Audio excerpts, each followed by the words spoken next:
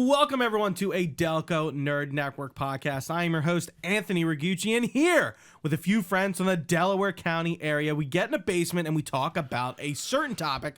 Today's topic, of course, is going to be our 4th annual DNNeys. To discuss with me, as always, my co-host, Chris Trio. That's true. I was looking for like an Oscar, like, no, co-host is... That's correct. Yeah, it would be applicable to both. Like, right. Like, so who am I? Without any flavor. Am I Conan? And then you're Ricky Gervais? Yeah. We'll take it? Yeah. Yeah, I'm tall I'm and somewhat lanky. Conan. I love, by the way, just quick Conan gush. I do Not love that Conan. Yeah. Yeah. Yeah, go ahead. Yeah, no, I love Conan, and he's one of the only reasons I even tune in slightly to the Oscars every once in a while. But yeah, Gooch, I'm excited, man. Another year of movies, I should say. So for those who don't know, real quickly, you know, maybe asking, what are the DNNeys? Well, it's our celebration of the year's past films. We do it around Oscar season. It's not really an Oscars podcast. It's just like, hey, we try to watch some Oscar movies. Maybe some years are better than others, but you know, a celebration of film for what we and watch. our favorite films, right? Yeah. This, you know, if you're expecting, some cinephile film snob breaking takes, down of film and themes and such, you're probably in the wrong spot. But no. So did you actually watch the Oscars this year? I caught pieces of it. And I got it again. I'll give Conan the most credit. His opening thing, especially when he was doing the weapons, like all the spoofs and everything, was awesome. It was very funny and great. But yeah, I didn't watch a ton of it. I kept up with some of the awards. I didn't watch a ton of the actual Oscar movies. This year was kind of like, I think if anything was notable to me that stuck out compared to years past, it was just like the memoriam, and it's still happening. So many big celebrities have died this past year, and this year is no different. No, that person from Buffy just died. Yeah, fucking Chuck Norris on Friday. Yeah. Like there have been so many big names. This last year, but just in the last few months. Yeah, and the memoriam was like much differently paced. They like for Robert Redford and Diane Keaton, they really took like a minute to be like, hey, like, you know, Barbra Streisand's gonna come out and talk about Robert Redford and like sing for him. Apparently Barbra Streisand hasn't sung publicly in like 15 years or something like that. Oh wow. That was like a, part of her career when she was younger. So yeah, I just thought it was interesting. But like they like, they were every year they miss something. But yeah, Oscars was fine. Conan did a good job. Whatever. Broken Jeff came out after because of his Broken father. Jeff did come. See, I feel kind of bad. That's kind of because there are people in those memoriams who like you've never heard of them, but like, they've worked in movies, and like it's funny for an industry so hard struck to hit the gong of going to the movies. Somebody who pioneered something that brings people out to cinemas, a very specific IMAX, experience. Being, I think David Keighley, Jeff Keighley's dad. I kind of agree with him. I did. I kind of actually agree with him, and I don't like. He like that was an angry Jeff. It was, yeah. Like I was like, I don't think I've ever seen him like. I'm like, no, Jeff's that like, felt true. It felt kind of real and to the core for sure. I'm like, Jeff's pissed off. Yeah. But anyway, before we like to get into our topic of the podcast, we usually like to shoot the shit. I mean, we're kind of doing that right now. But a little housekeeping. We do have a RoboCop rewind review going on right now. We are heading into week 3. Correct. So, and we have 4 with the titular films. RoboCop 3. Yeah. Yeah, RoboCop 1 to 3, yep. And then of course the remake. This was Trio's brainchild. He wanted to do this. RoboCop's. One of my favorite films of all time, easily. So I'm glad we were able to. And did you have fun going out and sitting down to watch it for the first time? Yeah, it's funny because like even when Evan was here, it's kind of funny listening to him be like, oh, I'm not looking forward to watching 2 or 3 or the remake. And it's like, I think when we do the rewind reviews, those films are the more interesting parts of the review. Right. Like everyone and their mom has talked about the original RoboCop, but it's like, I'm sure I've never watched a RoboCop video essay, but I'm sure 2 and 3 are not well covered like 1 is. Yeah. So it's interesting to actually watch those movies and get like an opinion on it and sit down and like, we know this is a bad movie or like a middling movie. And that was kind of like the whole thing with the video game rewind review. Like we kind of watched a bunch of just middling, like typical middling movies, some being higher than others, some being lower than others. I don't think anything we actually reviewed in that was like a total piece of shit. Did you see Rosamund Pike talking about Doom recently? Yes, she's like, it was one of the worst movies I've ever made, or something. Yeah. I'm surprised my career didn't die after. Something. Yeah, I feel like we were talking about Rosamund Pike because we're like, it's big actress. Carl Urban too in that. The Rock, no, it's interesting. But yeah, no, I'm glad we got to sit down and talk about it. And I'm excited to get through the rest. I'm excited for everyone to see the rest. And thank you again to Evan for coming on. It was a real blast. I don't think that does it for housekeeping. I think so. Yeah, there's nothing really else coming up. I mean, we're gonna have some TV reviews coming up in the future. Obviously, Invincible's starting. The Boys is starting. There's a third one, Daredevil. I don't think there's any movies. We might try and do Project Hail Mary this week. That's still very much in flux. I would like to, but Gooch Salt this weekend, which we'll probably talk about in a bit. But yeah, I think that's really it.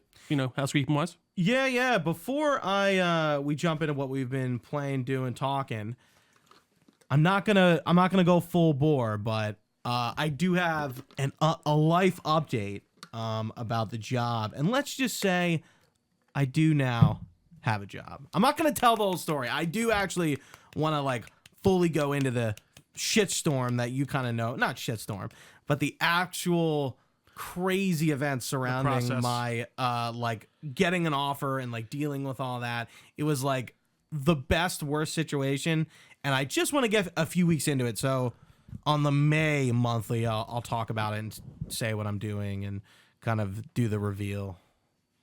Well, I'll just say this, Gooch. I'm happy for. No, I was going to talk. You paused and you looked at me. No, I was just looking. I was just going to say I'm happy for you, man. I know it's been a bit of a struggle. It's not easy out there. I mean, update for me. I lost my job last month, and I actually moved into a new position.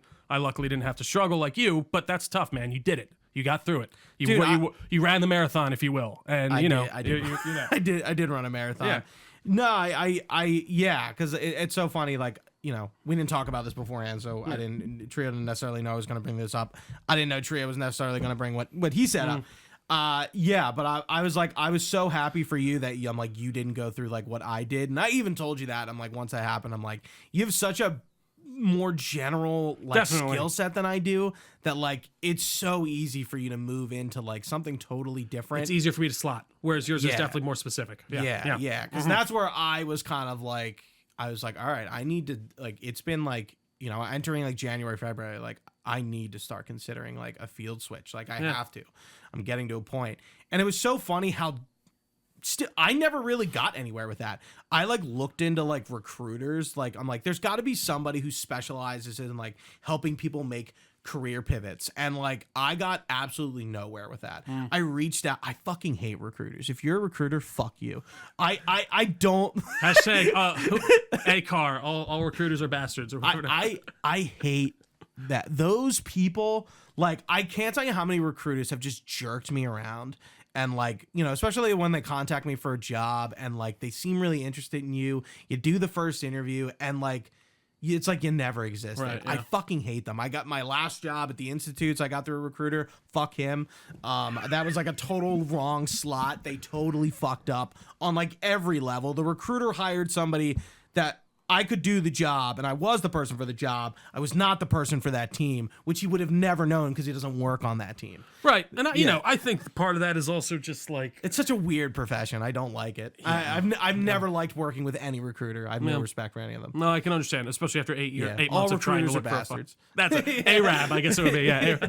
Arab. Yeah. That's dude. Seriously, I couldn't be more ecstatic for you. Yeah, I'm excited. Good things on the horizon. Yeah. I'm excited to share, and end of an era, end of a chapter. It feels like definitely like a moving into a new phase in life, and I can't wait to share it with you once it solidifies more, and when I talk about it, it'll make much more sense.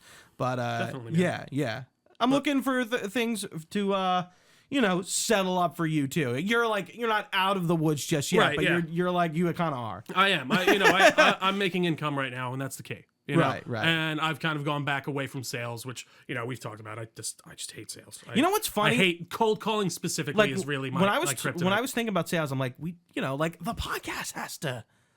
Well, does it help? Well, no, it does. It helps. Like we have good conversational skills, right? But it's not that it's not the same. I'm not calling someone cold and being like, hey, can I buy? You're not even selling me an opinion. No, and it's exactly, yeah. and you're saying it. But. I know me, like my people skills and my ability to talk comes out much more readily when I'm talking about topics I know well and I'm interested in. Whereas like when you're not trying to make money. And it's not even necessarily that I'm not trying to make money. Like if we were making money through this, that would be awesome because like this is something I genuinely care about and I am interested in. I can speak deeply about. Whereas like, you know, we were selling salvage and I'm like, I tried my best to really get into it and it's tough. It's just trying to get someone to give you something and they have a lot of options to give it to other people. And you know, you got to have the gift of the gab. And I think I have that in certain respects, but when it comes to just trying to get someone to do something cold, I don't know if mine shines in that way, but I'm trying to lean more into the like office management side of things or like even just office coordinator things. I'm back at the sound masking company again, which, you know, that industry I knew pretty well and I'm kind of sliding back into it very easily. Like everything's coming back to me. Right. But yeah, good stuff. You spent like 4 or 5 years there? Yeah. And I do college, I use CAD and stuff there. It's remember when you showed up in my office and like we were both standing on the that was I brought that up the other day because like we were doing a training for a guy. And he's like, oh, so we almost like don't even know it's here. And I'm like, that's kind of the goal. I was like, we showed up to my buddy's office one day and I was like, is that my friend? And we saw each other and he didn't even realize that there was sound masking in his office. And that's kind of the goal. I mean, yeah, I'm trying to like, I remember once they put it in because like, I was like, I think I'm in a jet engine. Like, yeah, no, and that's literally, it's like white noise. It's a bit more sophisticated than that, but for all intents and purposes, it's making an HVAC type sound where it's blowing noise and it's, you know, cutting down some. So sound doesn't carry. Exactly, and these big cube farms and stuff like that, you got it. So anyway, let's jump into what we're playing and watching. Do you want to go first? You want to? Yeah, why not? I'll go first. So I got a relatively short list here. I got 2 movies and TV. So one was The Bluff. Have you heard of this at all? No. It's a movie. New? It's on Amazon. It's new. It's new? It's got Carl Urban himself in it.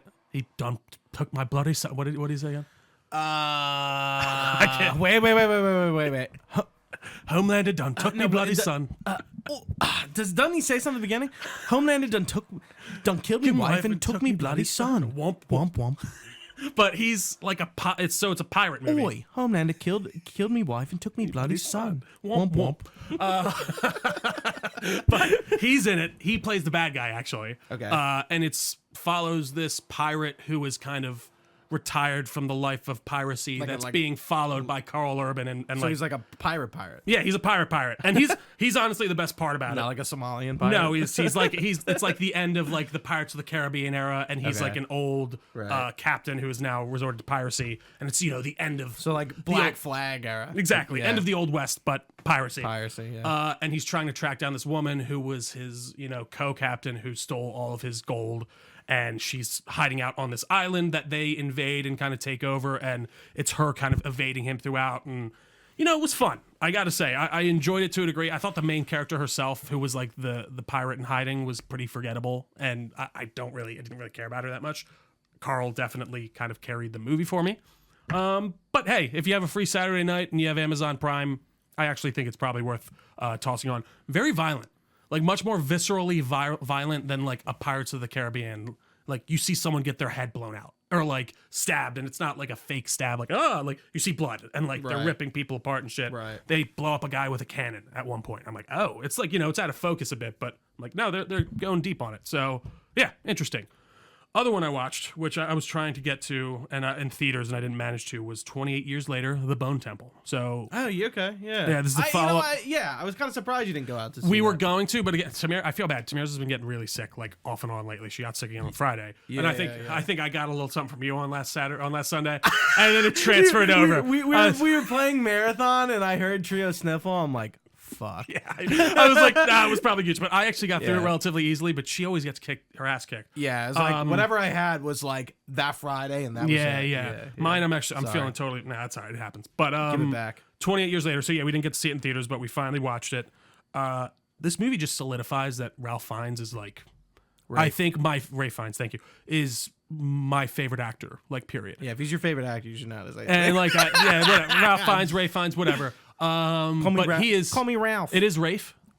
I've heard Ray and Rafe. I thought I've heard Ray Fiennes even too, like just Ray. But like, if you're saying Ray fast, maybe that's it. It almost sounds like Ray. Either way, anyway, he is amazing in every single movie I see him in. Seriously, and this is no exception. He was great in the first one.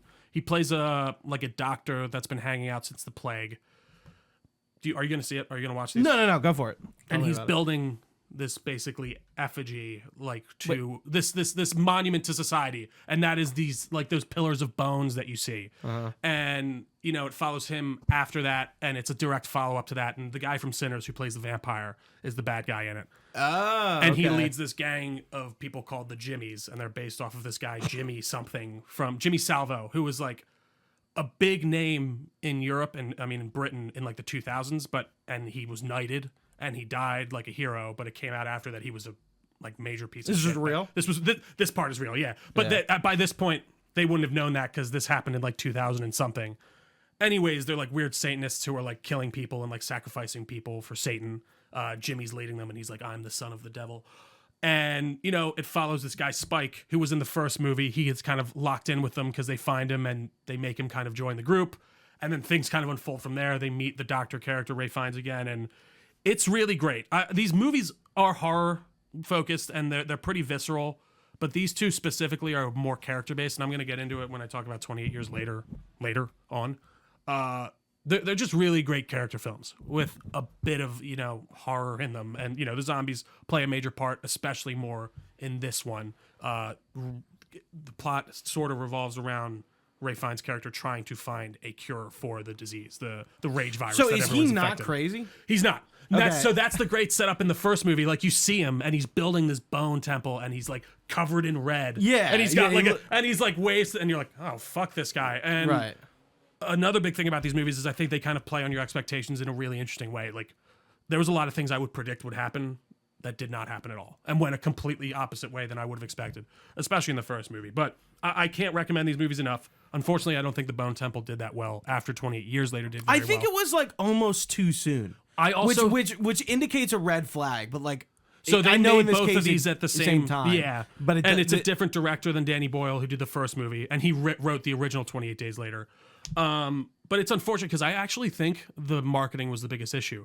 Because there wasn't a lot of hubbub. Well, and I talked to my brother about it. I think it was my brother, and I was like, Jay, "Did you see the new Tom?" Yeah, I think it was Jay. And I was like, doesn't even remember. It was a little bit ago. He's like.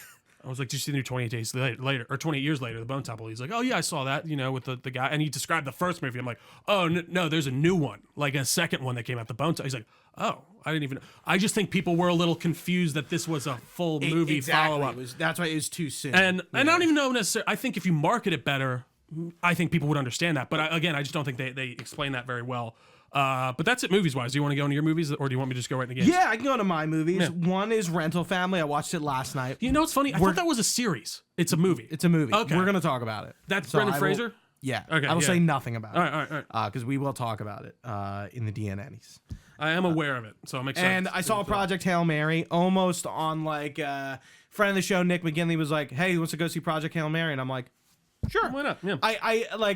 I kind of like when I'm asked to see movies I don't have interest in, because it kind of makes me go out to see something that I'm not going to gather the group chat to go out and see with It's nice to have myself. someone instigate too. Yes. Did you know anything about it? Did you watch any trailers? I knew it was space. I knew there was an alien. Okay, yeah. Other than that, that's it. Right. I knew it was a book. I knew it was the guy who directed the guy who wrote The Martian. I like The Martian. And then I it's saw that in Chris theaters. Lord and Phil Miller, I think. It is right? Chris Lord and Phil Miller. Yeah. Interesting. Well, Yeah. and you enjoyed it. It was a good time. Yeah. I loved it. It's definitely something I would go out and watch, possibly in IMAX. I'm gonna try a to lot of this week. space shots Yeah. that look really cool. Not the there's not a whole bunch of the movie in space. I know what you mean, yeah. Like space shots. It's Yeah. a lot of interior in the ship Right. shots Yeah, and yeah. in tight spaces. I mean, definitely all on set, I'm sure. Yeah. They spend a lot of time in a I ship. think that there was a story from the director or Lord or Miller saying and I don't know how they did this, but they said we didn't use any green screen on this, or they tried to make almost everything possible. Yeah, it looks good. And Ryan Gosling, very different kind of role for him. That's cool to hear. Not the heartthrob, not a love interest, very much not like a not even an idiot. I feel like sometimes I think he can play the same kind of who cares kind of guy. He's either Drive or La La Land kind of vibes, or even the Nice Guys. Even he's kind of a more jokey or that'd be the third one. Yeah. No, that's good to hear. I want to see it. I've been seeing trailers for it for a while. Like you said, it's from the guy who did The Martian. Apparently, the book is very good. Greg Fraser. Am I going to read the book? No. No, of course not. But that's fine. I need to finish Messiah for fucking Dune. I'm still finishing Dungeon Crawler Carl, and I am absolutely going to read Dune to go into. I'm probably you're gonna not read going to Dune get 1 to and Messiah. Yeah. I'm going to, dude, it takes me a long time to No, read. I understand, man. But I'm gonna do my best to try to read through it. I'm like kind of intimidated just because I know it's a tough read. I will say for me, one thing that helps, and at least it had it in my book, and I think it does in most of them, is it has a whole thesaurus, like a whole and it's good. I've seen the movies twice. That will help. Yeah. But like, it was nice because I'd be reading something and it's like the Lisan Al Gaib, blah, blah. I'm like, what the fuck is that? And right. I understand go to the back, what the Lisan Al Gaib and I could look, is, and even that, like, I could look at the culture. description in the back. There's definitions of every term in the back of the book. So if you even get what confused is on the Orange Catholic Bible? Literally, what is this? What is the chome? Like, okay, yeah, like, all right, yeah.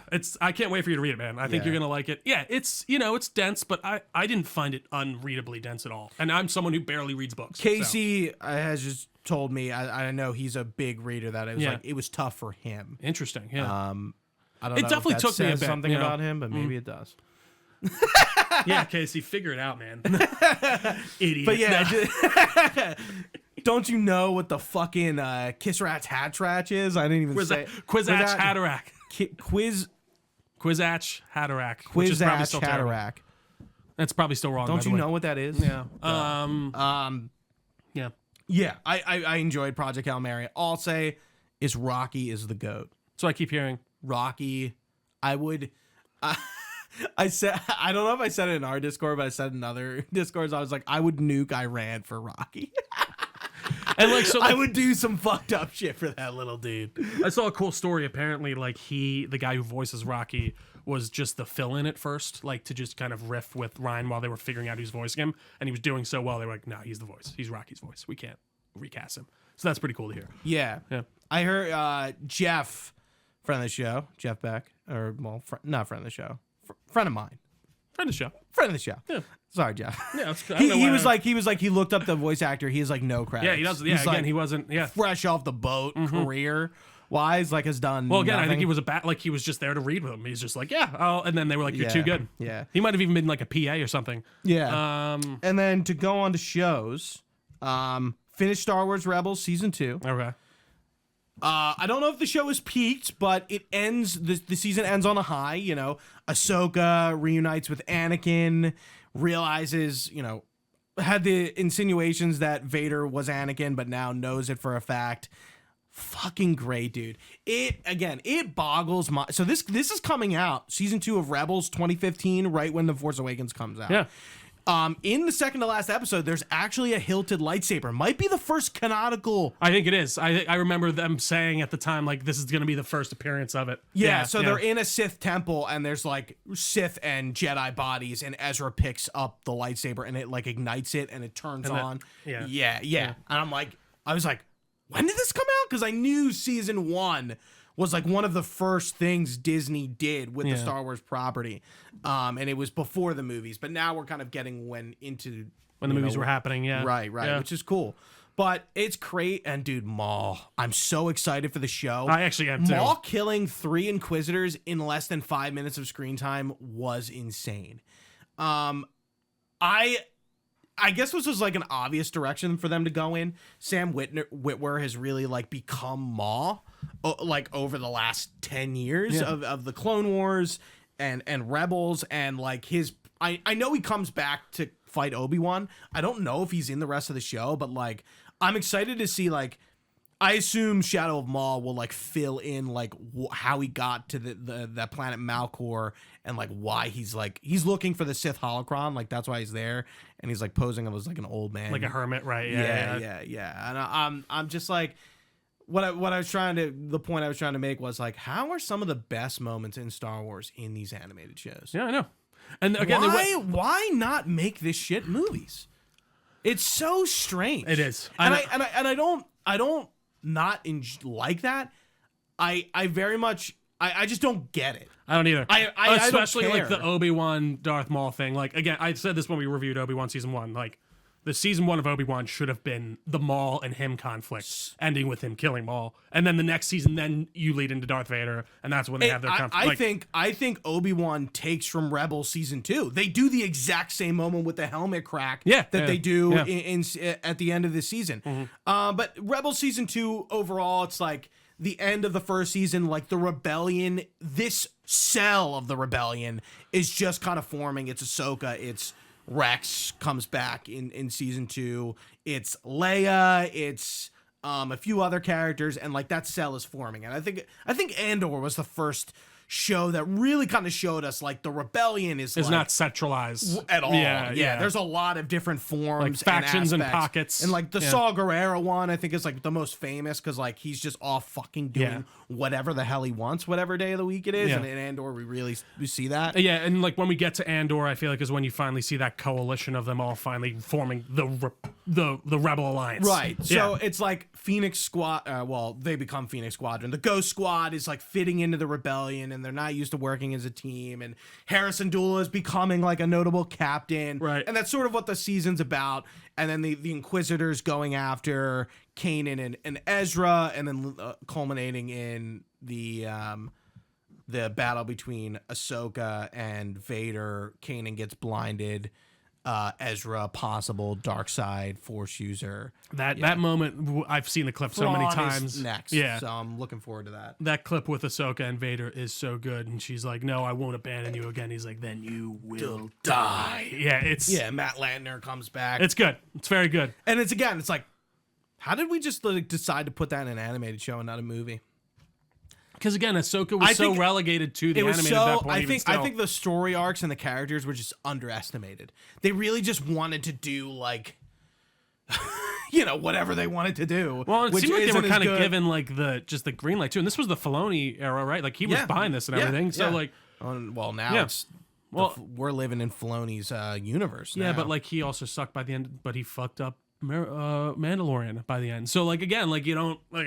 And again, I actually don't even think Mandalorian's that fucked up by the end. I think the biggest issue with that series obviously is when they just bring back Grogu. Not to defend Filoni, but like,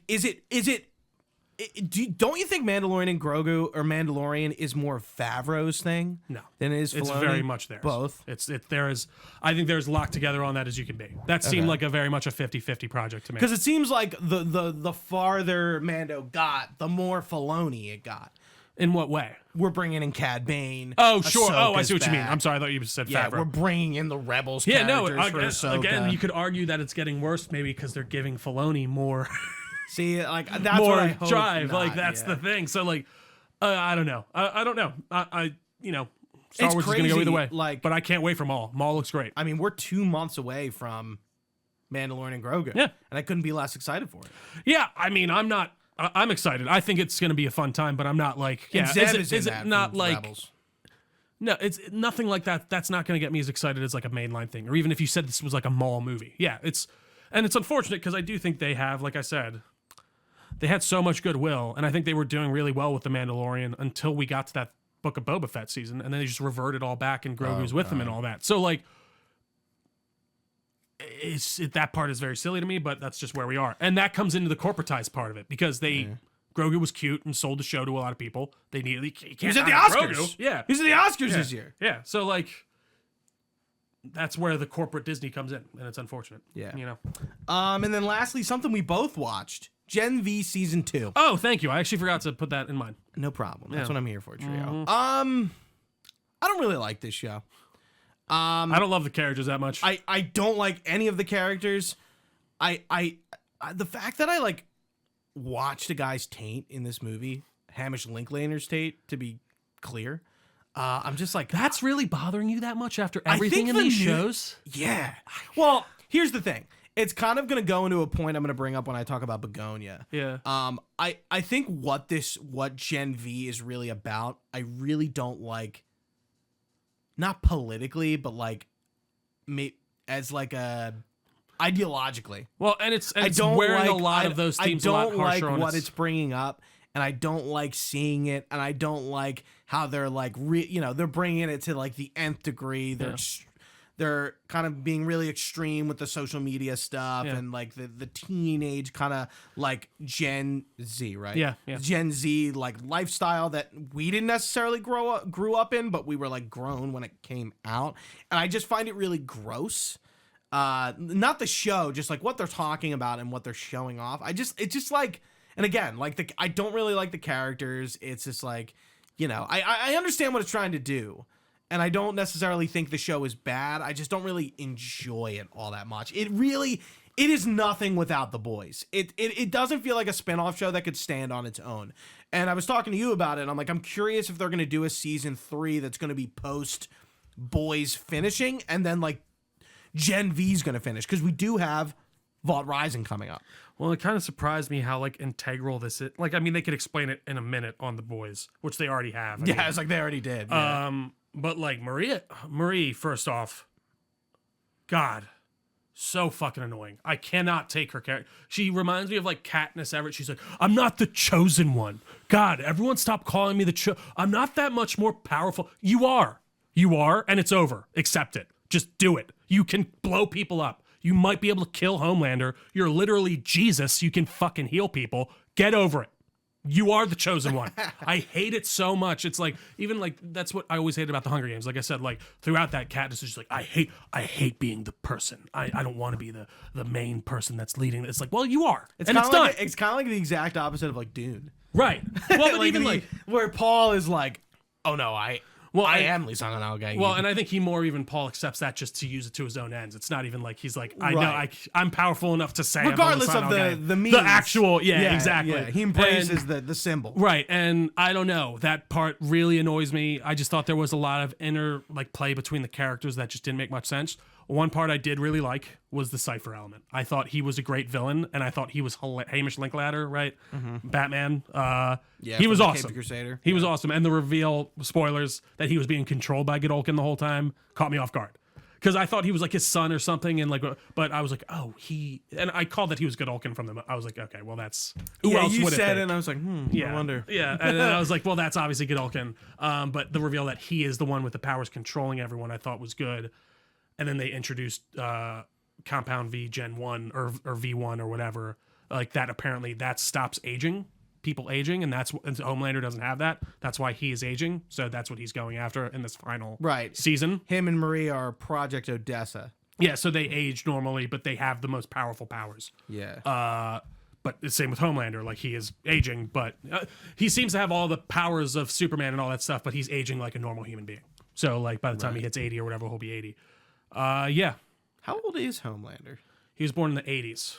So he would be like 50 something, right? Or 40 something. 40s, late 40s, late 40s, yeah. Yeah. I was 30s, 40s. Yeah.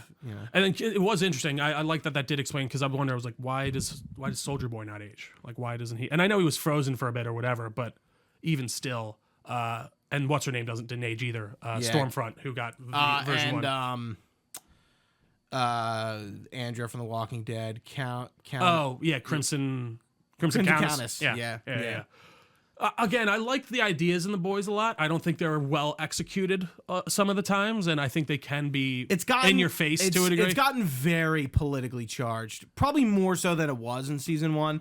Gen V season 2 really exemplifies that, especially with like the trans stuff. I really like Jordan as a character. I think it is an interesting kind of take on that, but like they just kind of lean into like, and they lay it on thick as to be like as sort of not parody, satire. Yeah, like they're satirizing it's the nth degree of satire. And I know they're satirizing it, but I'm like, I don't find this very this reminds funny or enjoyable to watch. Gen V reminds me more of what did she say? Transtastic, and it's like, do I really have to say this? Like, well, no, and again, I'm like, yeah, this is like kind of ridiculous. Well, and it's also like it kind of like conflates some of its like. Like it's satire, because it's like the big corporations like all on with like the pride stuff and things like that, woke, but then they're also the conservative, and Trump's leading it, so like there is some stuff that it's like it doesn't quite the line up. Starlighters and the not Homelanders, but like I think Gen V reminds me more of The Boys, the comic, in the way of it's not doing things with grace as much as the I feel like the show itself is. Like it's so overboard and it's really laying on thick what it's trying to tell you. We are watching a character literally sit on a toilet and we see his taint. But even that, like that's like crazy. That's completely beside the point from like the satire stuff of like. And then we see this burn old man's penis. Yeah, I missed that part. I think. I don't think I must have somehow missed it. I mean, yeah, it's weird. But and then fucking Sister Sage like fucking Cypher, who is Gadolg. I'm like, this is so weird. I did again that stuff really. I don't know. And I'm fine with nudity, and I'm fine with like random nudity where it's just kind of there but not sexualized. And this is like a whole nother level of. Like, you want to know the only thing that really bothered me was everyone jumping out of the guy's ass. That was really the only thing where I was just like, all right, right, exactly. It's but otherwise, nothing really has like, been were you worse watching than that with your wife. Yeah. And we were both like, yeah. But that, why does that? See, that's something I wouldn't want to watch with my parents, but like with my wife, who cares? Like, I don't. Well, no. But like, I would. A sex scene would be totally fine. Yeah. And this is just like kind of gross. And again, The Boys is already like. I think there's been much worse things in these shows than anything that's happened in this season. But I agree with you to a degree. It's interesting. Sorry, I keep tapping. No, it's all right. Yeah. But that's it. Talking about what we've been playing real quick. Yeah. I don't have too much new. I only have 3 here too. Returning to Gears 5, just plugging away at the trophies again. Gears E-Day supposedly 2026. We'll see about that. Yeah. It's been one of those games that like just really quiet. Don't know a lot about.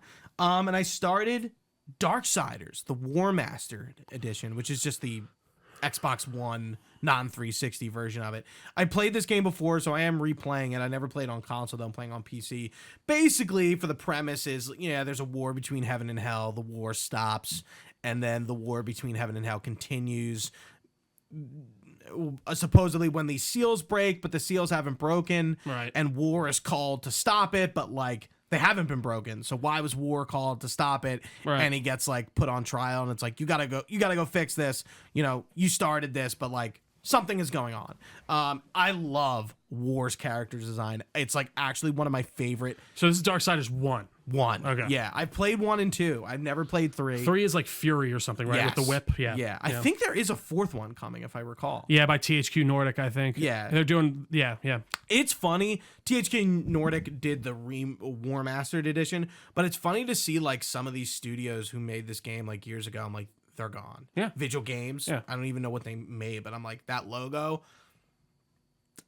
This looks like an Xbox 360 era logo. The whole game feels like an Xbox 360 level game, and it's like God of War. And it was, what's funny? I was thinking about, I'm like, you know what? I think it's time to play the original God of War trilogy, and I'm like, kind of playing, like, it's God of War. Yeah. It's hack and slash, but I love the aesthetics, the art style, the way War looks, the way the angels look. Yeah. I'm enjoying it. I'm like maybe like 4 or 5 hours in. So, that's cool. Yeah. That's being played on Xbox. PS5, Resident Evil Requiem, hitting the Insanity playthrough. It's good. It's fun. It's difficult. I have infinite ink ribbons, which is helping, but it's not making it easier. I think what would kind of make it cheat would be the infinite ammo, which I have, but I'm not using it. I'm like trying. I probably will whenever I do it. The infinite ink ribbons for Grace they make it honestly just a bit more less frustrating, because imagine if you just don't have to keep creating new ink ribbons. Yeah. And right. Stuff like I'm that. still saving, and I'm still getting killed just as much. Yeah. But yeah, it's a much more of like Insanity with Grace becomes a much more of like a puzzle. It's like, all right, am I gonna waste ammo on this guy right now? No, I'm gonna leave him. Okay, I know I'm gonna come back to this room to do a puzzle. I need to get rid of the guys so they don't become blister heads. It's fun. It's challenging. I'm enjoying it, and I'll have the plats soon. One thing I did mean to bring up on our review for that was it does feel like there is a distinct lack of puzzles in that game. We did not talk about and that. I was thinking back to, and I actually even meant to bring it lack up. of puzzles in the last few entries. And I think that just shows you, and no one seems to be missing it, and I guess that just shows people you how bring it up just like you do. Yeah, but like not like this sucks. Yeah. So I guess that just shows you how people have moved. But that is interesting. I was playing again too. I'm on my like collectibles playthrough on the I still need difficulty. To get like 2 more raccoons in Raccoon City. In the Raccoon City, sure. Raccoon. Right. Why did some people say raccoon? I think that's just it's like raccoon. Yeah. There's 2 C's. I think it's just where you come. Raccoon, yeah. Yeah. Still going at Marathon. Yeah, I was gonna bring that up, actually. I think Marathon came out the last week. Yeah. When we did our podcast with Chris, it just came out. Marathon is like It's like a drug, dude. It really is. With all the good and the bad. I played last night, dude. I lost every single game I played. And I was like, I've seen the good of Marathon. I've seen the bad of Marathon. And by bad is when I mean no one on your team has mics. You're going in solo. And, like, you're just getting killed because, like, if only my team was communicating, I think we'd at least stand a chance. And I've been running into people who are communicating, people who aren't. And it definitely... This game is best when you're playing with a team and you're communicating and you're 120%. Yeah. Whether it's your friends or a group of randos, like, it's not fun when you're just like, it's not a Battlefield where I can kind of boot it up and not be on mic and kind of like have fun and, you know, do that. Like, Marathon, I think, is played best when you're locked in. Like, you have to be locked into it. I also think if you are going to be off mic, you have to accept the fact that you have to follow a little bit. And be directed. Yeah, you're not the leader. You're not going to be direct. Me and you are playing, we've had a lot of successful games with a guy who's no mic. He's pinging, he's acknowledging things, and he's just moving with us. Right, and it's great. So I think you can play this micless. You just have to be ready to kind of accept where you're going. Or, you know, there's also text chat for people online. You know, we've been playing with a ton of folks on PC too, but I can only echo you, Gooch, man. I haven't had a multiplayer experience kind of lock me in like this in a while. Yeah, I think it's a combination of the lore, the look of the game, the style of the game, me never playing an extraction shooter before. We finally got into Cryo Archive the other night, or as we like to colloquially call it, the Lose Everything Factory. I haven't played since I played with you. I don't think I'm going to be able to get back in this I tried one match on Saturday night at like midnight with a pair of randoms, and they were first timers, but the one dude's mic was constantly going, and I was getting an echo, and I was like, can't do this with randoms. I can't. We got to at least have two. I kind of like that Cryo Archive doesn't feel like Dire Marsh and Perimeter and Outpost. And what I mean by that is, like, it's very high stakes. It's very different. Like, it feels like a raid. Yeah, it does. Like, it feels like a totally different There's kind a lot vibe. of mechanics going on. And I like how Cryo Archive is kind of this end game that, honestly, you don't really even have to touch. No, you don't. And again, this isn't going to be something that's going to bring in new players. This is for the people that every map to some varying degree, I don't think I'd like it. So Ranked's out, and Ranked is kind of like Cryo Archive when you need a 3K kit to enter bronze. I see. And it's like, like, I tried one game of Ranked and it didn't go well, and I'm like, I wonder if I'm going to play Ranked because I don't know how I feel about it. Yeah, Ranked I'm not necessarily as interested in, I will say. But yeah, Cryo, dude, there's a lot of mechanics going on. It's tight spaces. It's a lot of enemies. I think it's very well designed. I think it's got the Bungie flavor that I recognize from Halo. I can't stop reading the codex. I am really kind of getting deep in the lore on this. Again, I think the menus are the weakest part of the game for me. There's a lot of stuff buried in ways that are hard to find. I think that's fixable, but I think you can do that without destroying the overall aesthetic of the game and the menus, which I mostly like and overall like really enjoy. So, I mean, I can't wait to play more tonight. I think solos has actually been a lot of fun for me personally. Yeah, I like especially as far as the contracts go. They give me a reason to kind of go in and play solo and stuff like that. Yeah, like solo, dude. I did some ammo runs on solo where I'm just picking up ammo, and it's like a lot of fun as like a rook. I really like. Yeah, like just like how much you I've been doing like solo queues is my favorite. I haven't really. I need to touch Rook more. I haven't tried him once yet. Yeah, I've been playing just solo queues where it's just solos on solos, and it's fun. I mean, it's a lot more kind of methodical and quiet, and you're more like sneaky. But I was fucking people up. This one guy, I felt so bad. He was looking at me, Gooch. I'm invisible, just against the wall, and he just. I just ended his life.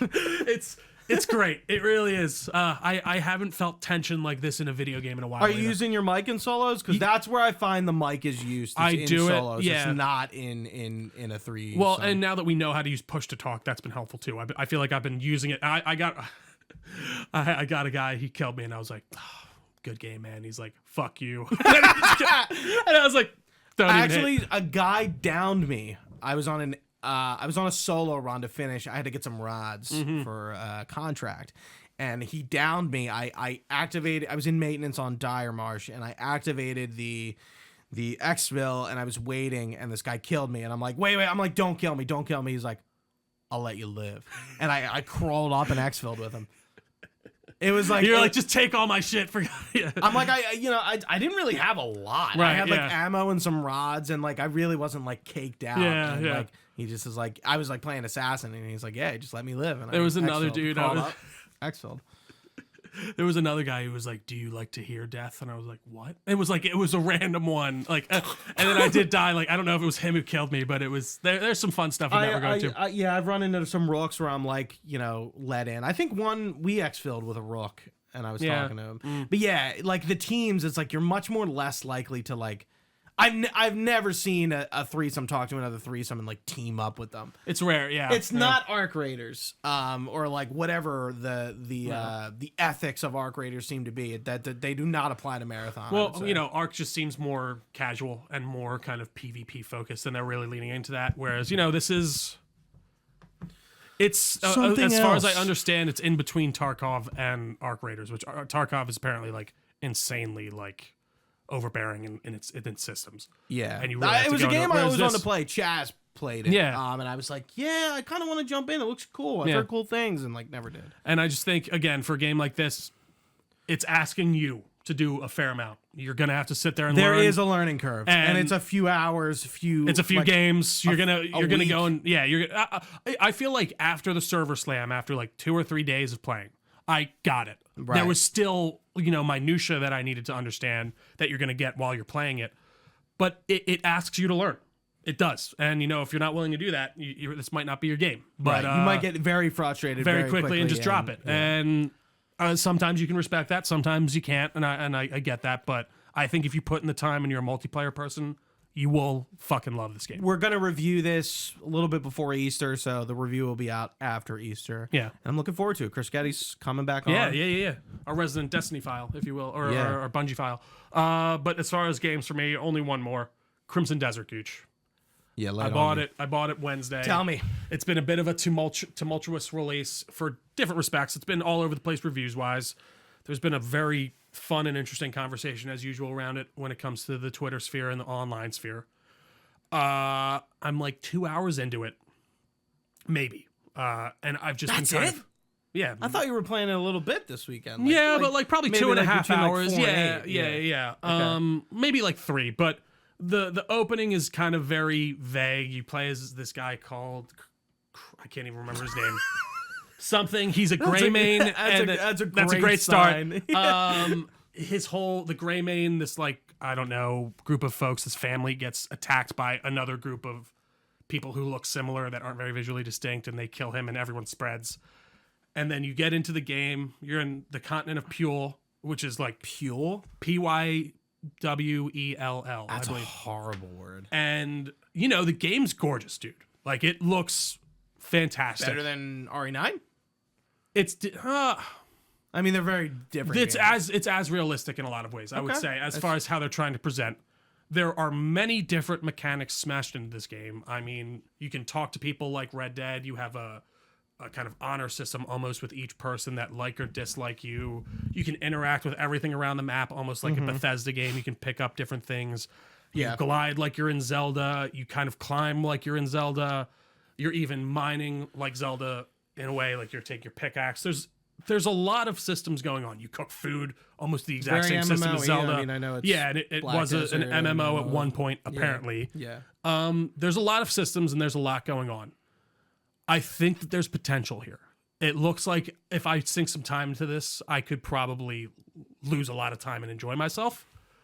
It's been frustrating in a lot of respects. The controls feel a little clunky. The interaction system takes some settling into, which I feel like I finally have, and like I realize what my camera's looking at and what I can pick up and what I have to do. There's kind of a system that I don't know if I'm a big fan of. When you pick up a sheet, you almost have to hold RB to read it, and it takes like 5 seconds to gather the knowledge. And I'm like, that's cool to begin with, but when I keep picking up sheets, this is going to start getting annoying. Do you actually read them, or it's just the character is taking a second to read, but then it shows you the text. Yeah. And then you can read it. Yes. Okay. There's orcs, there's elves, there's giants around, there's magic. Like, there just seems to be a lot kind of thrown into the pot. And I'm very curious how I'm going to feel about it all. It's like a big old pot of fantasy. A pot of fantasy and a pot of different elements from different games that we love. There's a lot of Red Dead in it. There's a lot of Zelda in it. There's a lot of even, Bethesda RPGs in it. It just feels like they did see a lot of interesting systems that I think work very well in their respective games and tried to make it work in their game. And I don't think they necessarily don't work yet, but I think that there is a lot. And once I get 6 or 7 hours in, I feel like that's when I'm really going to kind of understand. And this comes back to the thing of I think this game is asking you to put in the time, like Marathon. In a different way, of course. Like Marathon's asking many different things of you. But the story itself is very cookie cutter. I'm not interested in that at all. But I am interested in the world. I'm interested in these mechanics that they're giving me. The combat is kind of so far. I want to get more into that. You have a Zelda-like kind of grab mechanic that you use to solve puzzles. You have a push thing that you also use to push things in puzzles. So there's going to be a lot of that going on. Exploration I can see. The horse riding is interesting. The actual movement, it's very GTA-like, where you tap A to run. But like, you tap A to run, then you can stop tapping it and you keep sprinting. Or you can tap it once and you just run it like a pace. And then you have a stamina bar like Zelda. That kind of, it's like a twirly thing that goes down. And once that goes down, you can't sprint anymore and you can't glide anymore. So I guess all in all, I'll say this. It looks like it could be a really solid 7 to 8, which it seemed to have been reviewed at. They might have put too much into it. They didn't really focus on the story. But after some frustrating moments, I am going to continue playing and I want to see where it goes. I have been crashing a lot. I was just going to ask about that. On the fucking menu. It's on the maps for some reason. Whenever I scroll over a new icon and a new thing pops up, crash. And it keeps happening. And it's actually getting very frustrating. I might, if it keeps going, I might put it down for a little while and come back to it later. I did want to get to Target so I could return it kind of like in the Borderlands system. Yeah. But I didn't. I went to GameStop and I told you that story, which I'll tell on here. Yeah, you got to tell the story. This is like... There's just some dude behind the counter. Prime reason why you shouldn't go to GameStop. And the guy, I don't know, he could be like 21 or 26. I have no idea. And he's telling me about Crimson Desert. I didn't realize the disc, all the codes didn't unlock till 6 p.m. global time. Like you couldn't play the game. It had to update. And it said on there, internet connection required. And so you were able to buy the game. I was able to buy the game, but I couldn't play it till 6 p.m. that night. Yeah. I could install it, but when I'd open it, it would be like, oh, your journey has not yet begun. Come back at 6 p.m. GMT. I was like, okay. But anyways, sketchy. He's explaining that to me. And I'm like, oh, that's interesting. I didn't know they could do that with a disc. And he's like, well, game discs aren't even really the game anymore. It's just a key to download the game offline. I'm like, no, that's not true. Like in most cases, unless it says it like on the disc here, like that it's not like internet connection required. You can download it. And then he just was like, oh, and then just kind of moved on. And then he started talking about something else very stupid. And oh, yeah. He was talking about the game. And he's like, yeah, it looks great. I can't wait. It seems like they put a lot of work into it. I'm like, yeah, it looks good. I was curious. I was waiting to see what the reviews looked like. And he's like, I don't even look at reviews. I don't even listen to reviews. Those guys don't even know what they're talking about. I'm like, okay. Anyways, can I just have my game? Like, GameStop just never fails to disappoint. Yeah. And they had a pre-order from me there for $5 on Death Stranding because I pre-ordered it at the KOP one and it closed and they shifted my pre-order to that store. For Death Stranding 2? Yeah, because I remember I went there that day and it closed down and I was like, fuck it. And then I think I went and bought it at like Target or something. Okay. Yeah. So you just took the L on the 5? Yeah. Okay. And I used it now. So they gave you your credit? Mm-hmm. Interesting. Okay. So I paid like $62 for it. But yeah. Anyways, don't go to GameStop. It sucks. It does suck, man. We're finding there's just less and less reliable places to pre-order a game physically, like from a storefront. Because even like, I would love it if I could pre-order from Best Buy and pick it up at the store. That's what I do. Oh, and you can do that? I thought you could only get it delivered. What's great is like now, especially now going back to work, I pre-ordered Progma the other week and I put it to ship because I'm like, apparently you're telling me there's possibly a Blockbuster close to me, but it's like it's going to be out of my way. Yeah. I might as well Best Buy. Oh, I thought you said, is there? I was talking about there's a GameStop in Westchester. I don't know about a Best Buy. I was talking about Best Buy. Yeah, I was talking about GameStop. Okay. So yeah. Anyway,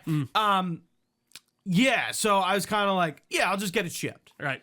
And it's not going to be easy to pick it up. And I love how I can do that. I can pick if I want to pick it up in store. I didn't realize you could do that with Best Buy. Walk into the Springfield Best Buy, Go up to the customer counter, show them the thing. There's one in Plymouth Meeting. I'm going to do that now. I'm actually going to do that for Pragmata. Because you get to pick both. I mean, I don't go there to pre-order my games. Right. I just do it online. Right, do it online, yeah. Which is what GameStop should do. Yeah. I should be able to pre-order my game from GameStop, and I have the option to get it shipped or pick it up in store. It's funny. Even the fact that they don't have that is kind of ludicrous. Target, you can pre-order, but they only ship it. You can't. But usually they'll have copies at the Target that day. So this is the best of both worlds. So that's I've been doing Best Buy for I would say since like COVID-ish. A little after. I think like around Starfield. Yeah. Yeah. I'm exclusively That's good to know. Buy. I'm going to do that now. Yeah. What's next is going to be Pragmata, I guess, right? Yeah. So that would be my next one, and then I'll get Saros there too. That's good to know. All right. Fantastic. I do have one more game, kind of quickly. Final Fantasy 16, toward the end. I was talking about last time.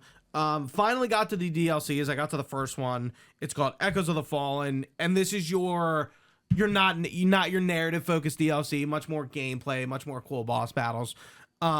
It kind of picks up where the story. So the main point of Final Fantasy 16 is your Clive is going after these mother crystals, and the mother crystals are sapping the magic from the earth, kind of killing the earth, and to sort of stop this process, they're going to destroy basically the font of all magic in the world, which are these big mother crystals.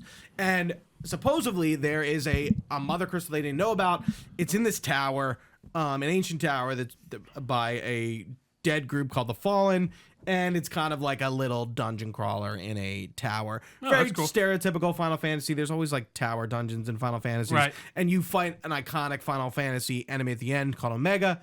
But that's kind of it with that. And the second DLC is much more story focused. It's about Leviathan the Lost, who is a lost icon that there's a whole DLC about. I'm like an hour and a half, 2 hours in, like barely into the story. So I'll report back on that and probably the platinum the next time we talk. Love it. But that is about it. Let us get over to our DNNey's The topic of the night, if you will. Yeah, the Why night. we've gathered. It might be Real daytime. quick, You I never don't know. want to look at yours. I'm gonna no, I don't. You can try and zoom in just on yours. Yeah, perfect. Yeah. Okay, because I don't want to look at yours at all. Hold on. Sorry, we're editing live. Bye.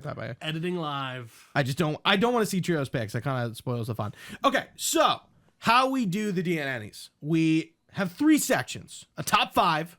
Which could be in a particular order. Yeah, there's no particular. Yeah, we'll note if we do have it right in that fashion. Honorable mentions, which are exactly that, and the ugly. So it's kind of like the good, the bad, and the ugly. Exactly. In a sense. Yeah. And the good, the okay, and the ugly, if you will. Yeah. And then we'll give our Luke Kenny review scales. Score.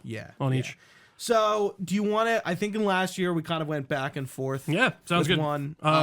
You want to do that for all of them in the top 5 and do you want to do like top 5, my top 5, then your top 5, or like you're saying each single one? We're figuring this out live, folks. Yeah, I think each single one, because it kind of like we're gonna have to speak a lot. I think we're probably gonna have some crossover. I'm sure, and I'm sure maybe even some other ones in different categories too. So yeah, and if we both have one together. Yeah, we'll talk about it a little bit more together, but whoever says it first will all right, Gooch. Start it. Yeah, you want to go number 1? I do want to go number 1. Yeah, do it. No particular order here. Yeah. But my first top 5 pick from the 2025 movie season, Superman. How could you go wrong with Superman? I think Superman really brought back comic book movies for the first time probably since the Batman or Endgame. Sure. We really haven't seen this flocking to the theater in quite a while when it comes to enthusiasm to Marvel or DC. And James Gunn, head of DC Studios, is tasked with creating the first Superman movie in about 13 years, something like that. Yeah. We haven't seen a Superman solo film since Zack Snyder's Man of Steel. So it's been a bit. And Superman has definitely changed, I feel, in the zeitgeist. And I think James Gunn's Superman really reflects that. It's very comic booky. It's non-apologetic in terms of how it's doing Superman, the world Superman's living in, the goofiness of it, the zaniness of it, the comic book bookiness of it, the grandness of it, and it tells a really compelling narrative to sort of set us up in the DCU for the first time properly. Yeah, we've gotten Creature Commandos and Peacemaker. We do kind of have a base to this world, but Superman is our first outing into James Gunn's DCU, and it is a super one. I mean, that was my first one too. I was going to go into it there. So I can only echo what you're saying, Gooch. If there was one movie last year I just was praying was going to be good, and I just wanted with all my heart truly to be good, was Superman, and it was Superman. For all the reasons you just mentioned, I think, James Gunn absolutely nailed it. I think that there is an earnestness that you need when tackling Superman, and he has it. I think, Corn Sweat is Superman. He's fantastic in the role. I love his supporting cast. Fucking, what's his name is Lex Luthor, is Nicholas Hoult. Nicholas Hoult. Tremendous, genuinely. Like, he's fantastic. The unapologeticness, like you said, of just leaning into the zaniness and the full-on science fiction world that is Superman. And not even science fiction, because I'd say Man of Steel leans heavily into the science fiction side of Superman, whereas this kind of... But definitely not the zany. Yeah, whereas this kind of balances the fantasy almost aspect of it, too, with it. And, I don't think we could have had a better Superman movie for the time that it came out. I think it even explores some real-world, implications in some relatively sophisticated way. I think they don't go the extra mile to fully put a stamp on it, but with the conflict, like the real world war conflict going on in it, and just even how, superheroes are viewed in this universe, it's fantastic. I loved Superman. I've watched it 3 times this last year. Really? Yeah. Okay, I watched it twice in theaters. I saw it once by myself, once with you guys, and then I watched it on HBO when it came out. I have it on DVD, so I probably will watch it again at some point, but it's just a fucking fantastic time in a movie, and it's just nice to see a fun and happy Superman again. We were in this kind of rut, I feel. And listen, we're going there with Spider-Man. and like Superman, he should be happy. He should be excited to be there to help people. And I think, you can explore the darker side of him, and that's fine. But there was just this kind of stretch where it was like evil Superman, evil Superman, evil Superman. Homelander, evil Superman, you know what I mean? Like, it just felt like that was the only way they were really exploring the character. Like, it's if he goes bad. So, I don't know. It was just great to see this characterization, and I do adore that film. Not to say it doesn't have its problems. I think there are some narrative elements that I don't love. I can't really speak to them, like, off my head this moment, but, I think, like you said, it's a truly fantastic setup for the DCU, and, Superman is a character. Just to preface, too, a lot of the movies we're going to talk about, we do have reviews for. I think there are plenty of these where we don't. Definitely. But just looking at mine, most of the ones we're going to talk about, we do. Mm-hmm. So, yeah, if you want to go see our full take on Superman when we dive way more detailed into the narrative and the plot and the characters and all that, please go check us out. Delco Network. Just give us a search. Go find Superman. I mean, if you're on this YouTube video, comment. What did you like this year? What's your top 5? What's your honorable mentions? What's your ugly? We'd love to hear it before we get deeper into it. But Trio, we both covered 1. Yeah. So why don't you take us with a 2? I'm going to go with a 2 that I think we both have. I'm going to guess. I don't know, actually. Predator Badlands. Yeah, it's on there too. What a film, man. I really think this was one of my bigger surprises of last year. I loved Prey. I think Dan Trachtenberg is a really great director. I thought the animated movie was fun. I don't think it's as interesting as the live actions. It's more of not a pastiche, but like an anthology. You have these 3 kind of Predator stories. But Predator Badlands was cool, man. They flipped the script a little. We're following the Predator. They are the protagonists in this movie. We see a lot of different elements, video game elements that I kind of really enjoyed to see being brought into film in a way that I think made sense and really kind of elevated the movie. I love the main character, Dak. He was fantastic. The actor that... Yeah, Dak or Dak, something like that. What's her name? Elle Fanning. Truly amazing in it. Again, she kind of I feel like, I know she was an actress and I know she was around for a while. I just don't feel like I started seeing her name really kind of rise up until the last couple of years. And even like last year, I feel like I was like, wow, I feel like I'm seeing her in everything. Yeah. And it's a really fun and interesting take on what a Predator movie can be. And I think it flips the script in a way that just is interesting and fun. And I want to see what Dan Trachtenberg does next. Yeah, Predator Badlands was a big surprise for me too. Dan Trachtenberg did Prey, flipped the script there. Yeah. And then he kind of does it again. Like, who knew a Predator film where the Predator is the runt of the litter, the outsider, the underdog story would do well in this kind of format, right? You said it. It is very video gamey. It's very fun. It's very interesting, to see Dak interact with a Weyland-Yutani synthetic, and she's kind of the heart of the movie and brings sort of this human energy to what would probably just be a silent sort of action film, right. and it kind of humanizes it in a really interesting way, in a really different way that Predator's really never done, right. And I do think the movie respects your intelligence a lot too, which I appreciate. It gave us enough of Predator society to get me interested, but I didn't need you to give me the whole. And I think we said this in the review, the Predator about the Yautja, it's giving you this whole thing. So it is great. Yeah, that was the first time we really got depth into the Yautja lore. Mm-hmm. I didn't, if when we didn't review Prey, but if we were reviewing Prey and you asked me, what's the Predator race called, I would not have been able to tell you at the time. It was Yautja, but now I kind of do. And yeah, I like steeping into that mythology and that lore a little bit more than we have in the past. I think this is the first Predator movie where they do say Yautja. Yes, there's no other ones. I don't know where it originally came from. I think literally background. Comics. Yeah, well, I'm sure it was behind the scenes. Yeah. But yeah, no, it's great. I was gonna say one other thing there, but I lost my train of thought. No. Predator Badlands, go see it. Yeah, I'm gonna do one I know you don't have. Yeah, let's do it. So I'll switch it up a little bit.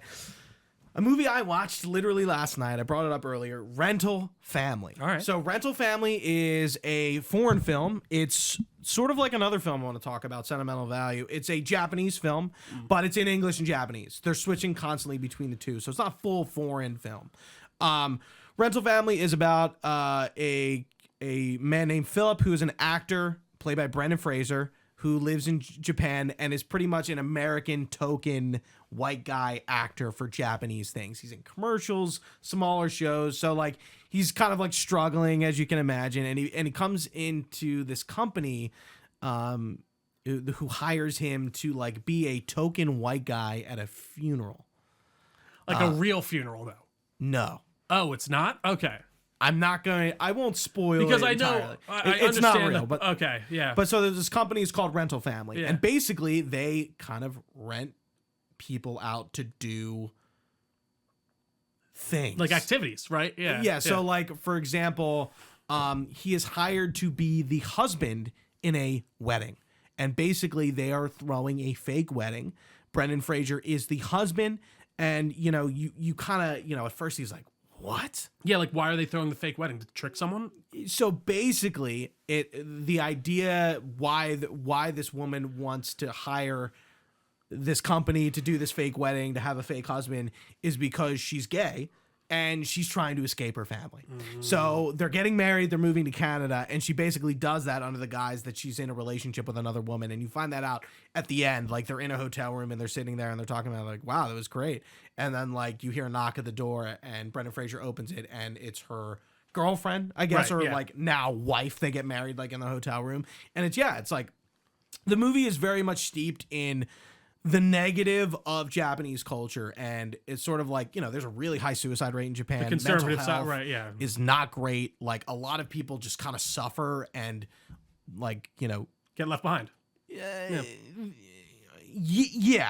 I guess there's a lot of there's a lot of stigma between mental health and following traditions. So this company is sort of creating situations which helps people, but in a fake kind of way. So one of the big ones is Brendan Fraser is the father for this little girl, and that's sort of one of the main ones. And I won't talk too in depth with it, but that's one of them. He's also pretending to be a journalist to keep company for an old Japanese actor who's sort of just kind of doesn't have anything to do, doesn't feel like he's important. So his daughter hires the Rental Family for Brendan Fraser to pretend to be a journalist to write a story about him, and it's just kind of, and they grow close through it. So, and Brendan Fraser's kind of realizing what at first seemed like a total like fugazi kind of thing. Didn't like it. Didn't think it could do this. Felt like he's like tricking people. Yeah, right, yeah. He finds that this. He finds like there's a lot of positivity coming through this. Like at first, what he thought was a negative thing. And Is I this think just Smiling Friends? Maybe. So like, there's a few other employees there, and one of the girls, they have like an apology service, and it's basically like these men hiring her to basically like kind of like break their marriage up, and like, we're cheating, and you're gonna reveal to my wife we're cheating, and we're gonna get separated. And like as a like basically because they have no other way that they feel to get out of it. Yeah. So like, it is kind of fucked up. Huh. Yeah, but it's so heartfelt. It is like such a like you will be so like better off for seeing this movie. I really liked it. This has been out for a little bit. I'm surprised it didn't get Oscar nominated. I remember the trailers. I do remember seeing And it was something like I wanted to get around to, and Hamnet was something that fell on the wayside that I may or may not get to at this point. That's about like the writing of Hamlet? Yeah. It won Did Best he even Picture. have a wife? Like what? I thought he was like I I was like, what is it? Oh, Hamlet came from having a nice family home. Got it. I don't know. I actually really don't know what it's I'd be about. curious, I know yeah. it's about Hamlet. But, yeah. So like, this and Rental Family were sort of the two leftovers, and I was like, you know what, I'm gonna watch this for the podcast, and I'm really glad I did, because it knocked a movie out, and I'm like, slot. What was the movie that knocked out? Trying to remember actually. Yeah, if you can, it's fine. I was just curious. Yeah. Off the top of my head. Actually, it was Marty Supreme, which I put in honorable mentions. But yeah, I really like this. I really like these slice of life movies that I kind of like don't really know what to expect out of it, and More of a character study. I'm like, wow, I'm like a better human being for watching. It makes you feel kind of nice, you know. It does. You walk away with a good feeling. And yeah, definitely. Okay, so next up for me, I'll do one that I don't think you have on yours. Real either. quick. Oh yeah, please. Should we give our tier? Actually, is that sort of redundant? Yeah, I feel like because the idea is we've done these on our reviews. So Right. yeah. Rental Family, because we didn't review that. High tier film. No doubt. I love it. All right. Yeah. So next up for me is 28 Years Later. This is a long-awaited follow-up, of course, to the original. Seems to very much ignore 28 Weeks Later after I watched it, because there's like a cure in that or something, and then like it's funny. The forgotten sequel. The to sequels, 28 Days you Later. can tell the second one is like, oh, the first one did really well. Now let's make this a big box office blockbuster, and it's Americanized, and like Jeremy Renner's in it, and like Rose Byrne is in it, I think, and stuff. So like, it is funny because the first one looks like it's shot on a camera phone. Honestly, the camera quality is not great, but it's still a fantastic film. But 28 Years Later. Not what you're gonna expect out of this movie, I don't think. It's very much more character focused. The zombie stuff is in the background. You're following this kid named Spike, and he's living in this community that has kind of set itself up. They're off the mainland. The only way you can access it, it's like a small island that can only be accessed at low tide. They've been living there for the past 28 years. They have some type of kind of weird society going on that you don't learn a lot about. I kind of expected to learn more about in the follow-up, but you don't.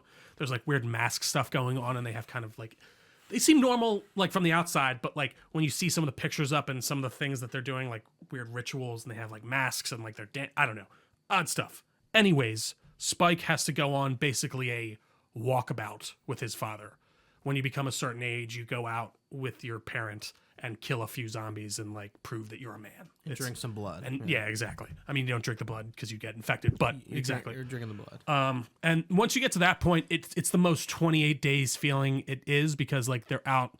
He's out with his father, who is actually Craven. Aaron Taylor Johnson. Yeah, Aaron Taylor Johnson.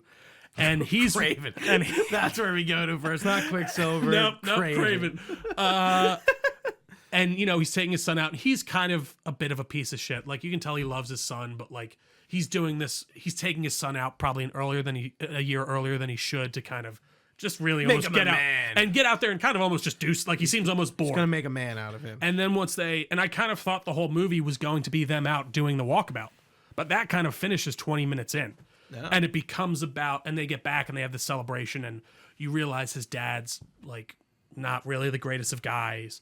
his mom is suffering from some type of degenerative disease where she like doesn't know where she is sometimes, but then she's cognizant other times. She's like in bed all sick. Dementia. Yeah. And it ends up being about Spike taking his mom out to go and find this doctor that they see who is Ray Fiennes.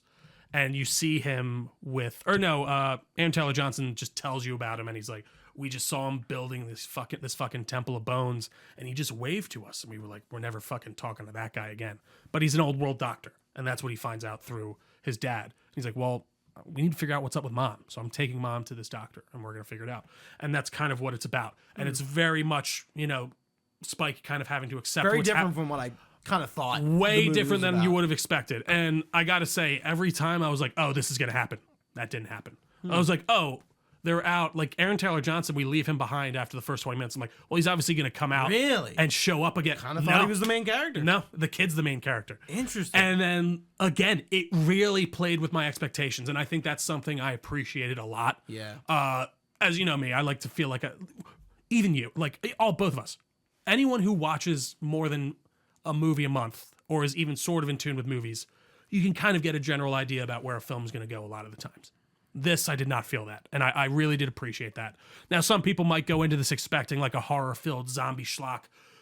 People are getting torn apart. That's not really what this is. Interesting. And I had the total appreciate wrong idea about this. And I understand why. That's kind of what I feel like pitched it as to a degree.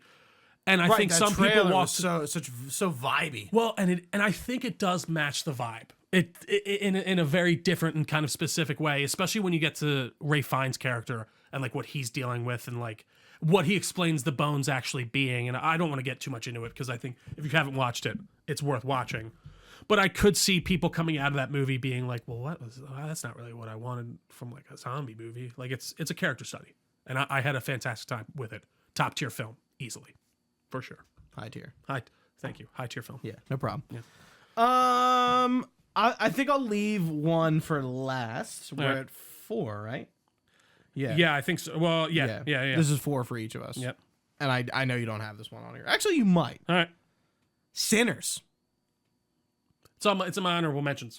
Okay, so Sinners, I'm gonna put it as simply as I can. Jim Crow South vampires. That's what Sinners is about. Yeah. And I think for what you would stereotypically think a vampire movie is going to be, it's not Sinners.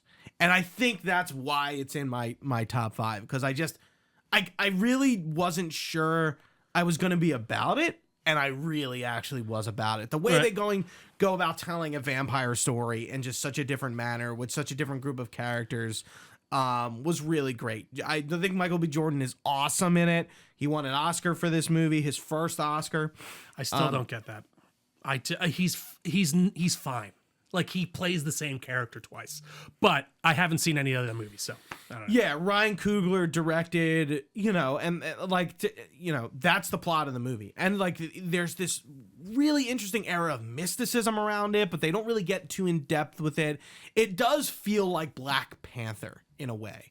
And I think that's interesting. That almost sounds a bit off, because it's Ryan Coogler and there's black people and there's, like a cultural focus, a black cultural focus in that, but also that's kind of Ryan Coogler's thing, right? It seems to be between Creed, Black Panther, and this. Definitely, he seems to be making black cultural movies, and that's kind of his bag. Yeah. And I think this is just a really interesting take on that I don't think anyone else could have kind of come up with. And I totally think it's kind of a low tier film. I don't think it's like the best thing fucking ever, but I really like the premise and I really enjoyed the action. The music is really great. It also won an Oscar for music. Lubin Göransson, who's just been blowing up over the past few years, between Mando and Black Panther. I feel like the first time I remember hearing his name was God of War, when because he does the soundtrack for the first one, the remake. Does he? Yeah. That's not. It's Bear McCreary. Oh, is it? Maybe I'm getting them. I think I might be crossing them. I think I'm thinking Bear McCreary is him. So okay, my mistake. I wonder why you're thinking that. I think you're on to something. But anyway, it's the long. Don't they both have? Do they both They have long do hair or both have something? long Like I hair, feel like yes. they're kind of like they're mystical white dudes. I don't know. You know what I mean? But yeah, if I were to put these in order, I think it would be lower. I like this movie. I like what it does. It's different. It's taking a very, vampire and doing it just way different than anything else has ever done it. Even just I probably won't do it again. Right. And I really like the ending. I thought the ending was really cool. I agree. And even the vampire himself, I can't remember his name off the top of my head. The gentleman who was in 28 Years Later, too. Like an Irish vampire. He's fucking awesome. Crazy. And I like how there's the Native American vampire on here. Yeah. Like no, I'm like, this is so interesting. It was very interesting. Yeah. And yeah. I mean, I guess I'll just talk about it really quick, just because it'll be in my honorable mentions anyways. We can skip it then. Okay. I enjoyed it a lot too. I had a great time with it. To see it. No, I didn't actually. I saw it. I saw it on TV. I saw it on the tube. On the tube, but I agree with you 100%. I think it's a very interesting take on a vampire story. I think the vampires themselves are very interesting in the way of like they become this kind of hive mind when they are all, which is a thing you see often in vampire movies for sure. But even the way that they're taking it, I like how reasonable the characters are. Like the woman, he's like, come on, invite me in, and she's like, what do you mean invite you in? You can fucking just walk in. Why am I inviting you in? Yeah, like I'd be thinking the same thing. Like, I don't know. There's a logic to it, which I appreciate that I don't feel like I see in they really movies. follow the rules of vampirism. Yeah. Which was interesting. Like the inviting in is like a big, and even like again like reacting to that. Like I'm like, why do I need to invite? What do you invite you in? I'm not come in. Like I guess I would just be like, well, fucking. What do you mean come in? Like, and then that would then I'd be fucked. But interesting stuff for sure. Yeah. Okay. I think this one, I'm curious if you have this one on here, Gooch. I think I do. Thunderbolts. Oh, no, I don't. It's in my honorable mentions. Yeah. I got to say, I think this is very much a film Marvel needed to make. It's a very different kind of team-up film from them. Incredibly character-focused. I think everyone, aside from the Ghost, obviously, gets a pretty good time to shine in this film. I really like how they set up Sentry. I think that's a hard character to adapt. Like, I don't know necessarily how. Before seeing this, I don't really know how you bring that character to the screen. And they changed some things, but I think overall they did that character as much justice as you can. And I think Lewis Pullman he's so fucking good in it. Everyone's a shining star, but especially Florence Pugh and David Harbour, I think, are at the heart of the movie, especially in those ending scenes. I do like the setup of them being the new Avengers by the end. I just would like to see more of this from Marvel, and a film that feels like a director's vision, that feels like it's a kind of specific thing, that isn't trying too hard to, I don't know, just set up everything in a way that's just convoluted. It just feels natural. And I think that's why I really enjoyed this film. Yeah, it was in my honorable mentions, and pretty much for the same reasons you said. It's like, this is the first like really character focused Marvel film we've gotten in a while. Like the Marvels wasn't that. Captain America Brave New World wasn't that. I feel like they really cared. The writing really cared about the characters. And like you said, Florence Pugh and David Harbour as Yelena Belova and Red Guardian, I don't know his name. Yeah, off the top of my head, Sergey, I think that's right. That sounds right. Yeah. Like I really cared about those characters, and I really like how they just really emphasize like this point they're in their lives where they kind of just are like pieces of shit. Yeah. And like they don't really know how to get like out of this cycle of being a piece of shit. And so is Bucky. No, not well. Bucky's no. the good. Yeah, he's like the good anchor. Yeah, almost, he's like kind of out of that cycle. No, fucking U.S. Agent. What the fuck's his name? Oh, I can't remember. Yeah. John something. Yeah, John Walker. Yeah, and U.S. Agent also. They're all kind of going through the cycle of like they were bad guys who sort of become good guys, who then are kind of going back to bad guys who just are. Well, they're just working for the shitty people. Yeah, they're working for the good guys who are the government, which. Come on. And even like by the end of the movie, I was surprised at how much I cared about like Ghost, or even like I think they actually did a great job for the most part of giving everyone a moment to shine. And I like that the end of the movie wasn't a big punch up. They just kind of had to talk Lewis down. They had to talk Sentry down. They were like, dude, we're here for you. Yeah. And I like that. I it like wasn't that like message a lot. the Iron Man versus evil Iron right, Man. yeah, no, like, yeah. And even that moment when the girl like disappears because of the void, when he's like, remember Red Guardian saves her, and he's like, and she's like, thank you, and just poof, and you're like, oh fuck, like, yeah. And again, you know, she's gonna come back and probably be fine. The but talking down, I think, is an important point. I'm glad you brought that up. Yeah, because they don't fight him down. Because they can't. I mean, it's a bit cheesy to say, but like. That doesn't really happen in Marvel movies. No, it's usually a fight, somebody dies, some big perishes, punch up by the defeated. end, or someone's in cuffs or whatever. But yeah, Thunderbolts, fantastic, man. Where do you think it's sitting on the scale? I don't know if we mentioned it in our review. Mid-tier film, at least. I would say it's close to a high-tier film. It's straddling. Okay, so I'd say mid-tier film for sure. Yeah, I think I would be on the lower end, and I'm curious if we said it on the review. Low-tier film, but yeah. Last up, I'm surprised this isn't in your top 5. You did 5, right? This is my. I have one more. Okay. Frankenstein. Okay. Oh, there we go. Yeah. So Frankenstein was a film. Again, Trio was like, hey, like this is releasing. It's a Netflix movie. It has a limited release. We got to see it in a theater that isn't our typical go-to, and it I feel like the whole experience sort of like made the movie even better for me. It's sort of like going back to the Sinners thing. Frankenstein is Frankenstein, but told in a much more artistically different kind of way that sort of... It feels very Guillermo. Accentuates a story I've heard hundreds of times, but makes it a little bit fresher, makes it a little bit more unique. And yeah, something that I really ended up enjoying when I don't really think I had much of any expectation opinion other than it's Guillermo del Toro, it's Oscar Isaac, Jacob Elordi, Mia Goth, like a big swath of right, yeah. good actors and actresses and a great director that I just surprised that didn't really have any expectations going in and came out being like, wow, that was really cool. I really liked the visuals and how the aesthetics and the vibe. It was just different. It's not Van Helsing, right? Frankenstein, or it's not like I was gonna say Rankin and Bass, the Hammer horror film, typical Frankenstein. Right. It's like we're gonna take this from a totally different perspective and sort of bring you a unique take, and that was successful. Yeah, and it just feels so Guillermo, which I love. It looks fantastic. It's as gothic as can be, and the scale just feels immense. Like when you're seeing that big setup to revive Frankenstein, you feel like you're in it. As far as, I mean, that's the same for all of the sets. And that's something that I think Guillermo does incredibly well.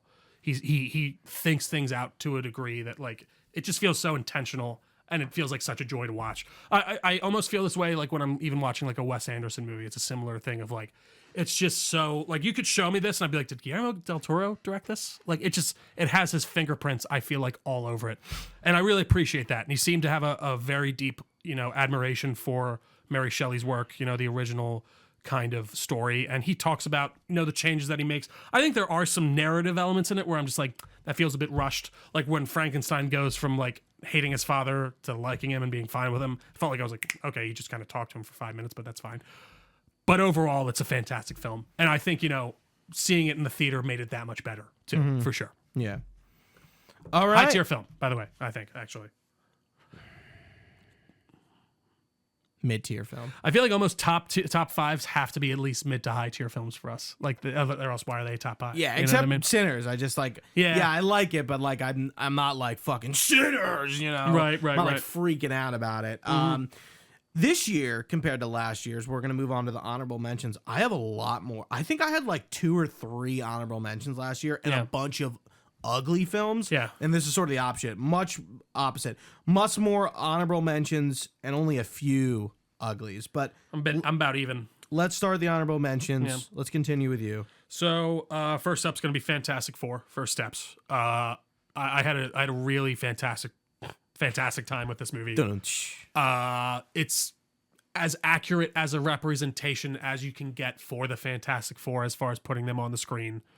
I thought the cast was great. Ben looked awesome. It was amazing to see a big, silly Galactus-looking man trample a city. I like the storyline with the parents. I think it's the best Marvel film, looks-wise, that has come out in the last 5 years. That stuff in space looked Interstellar level to me when they are getting away from Galactus. There's just so many really amazing scenes that I really had a fantastic time with. I'm going to keep saying fantastic just for it. It's great. I think it just... the issue it faces more than anything is that they tried this already. So we're kind of retreading some things. And that's where I think it falls down the most. And I think it's almost unavoidable in that regard. And I would have liked to see someone besides Pedro Pascal, personally. I just think he's in, not that he's a bad actor. I think he's fantastic. I just think he's in so much that it takes away from it. Yeah. And also, stretch more, Reed. You're not stretchy enough. I don't know what he should. When he pulls you and you're like this and you're like, that shouldn't happen. That shouldn't happen. But otherwise, I really had a great time with Fantastic Four, and I don't think you could have made a better Fantastic Four movie, truly. My first honorable mention, or not really, we talked about Thunderbolts, and yeah, that's it for me. But my next honorable mention, The Gorge. Right, I forgot about that. Miles Teller, Anya Taylor-Joy. Basically, the premise: there's this.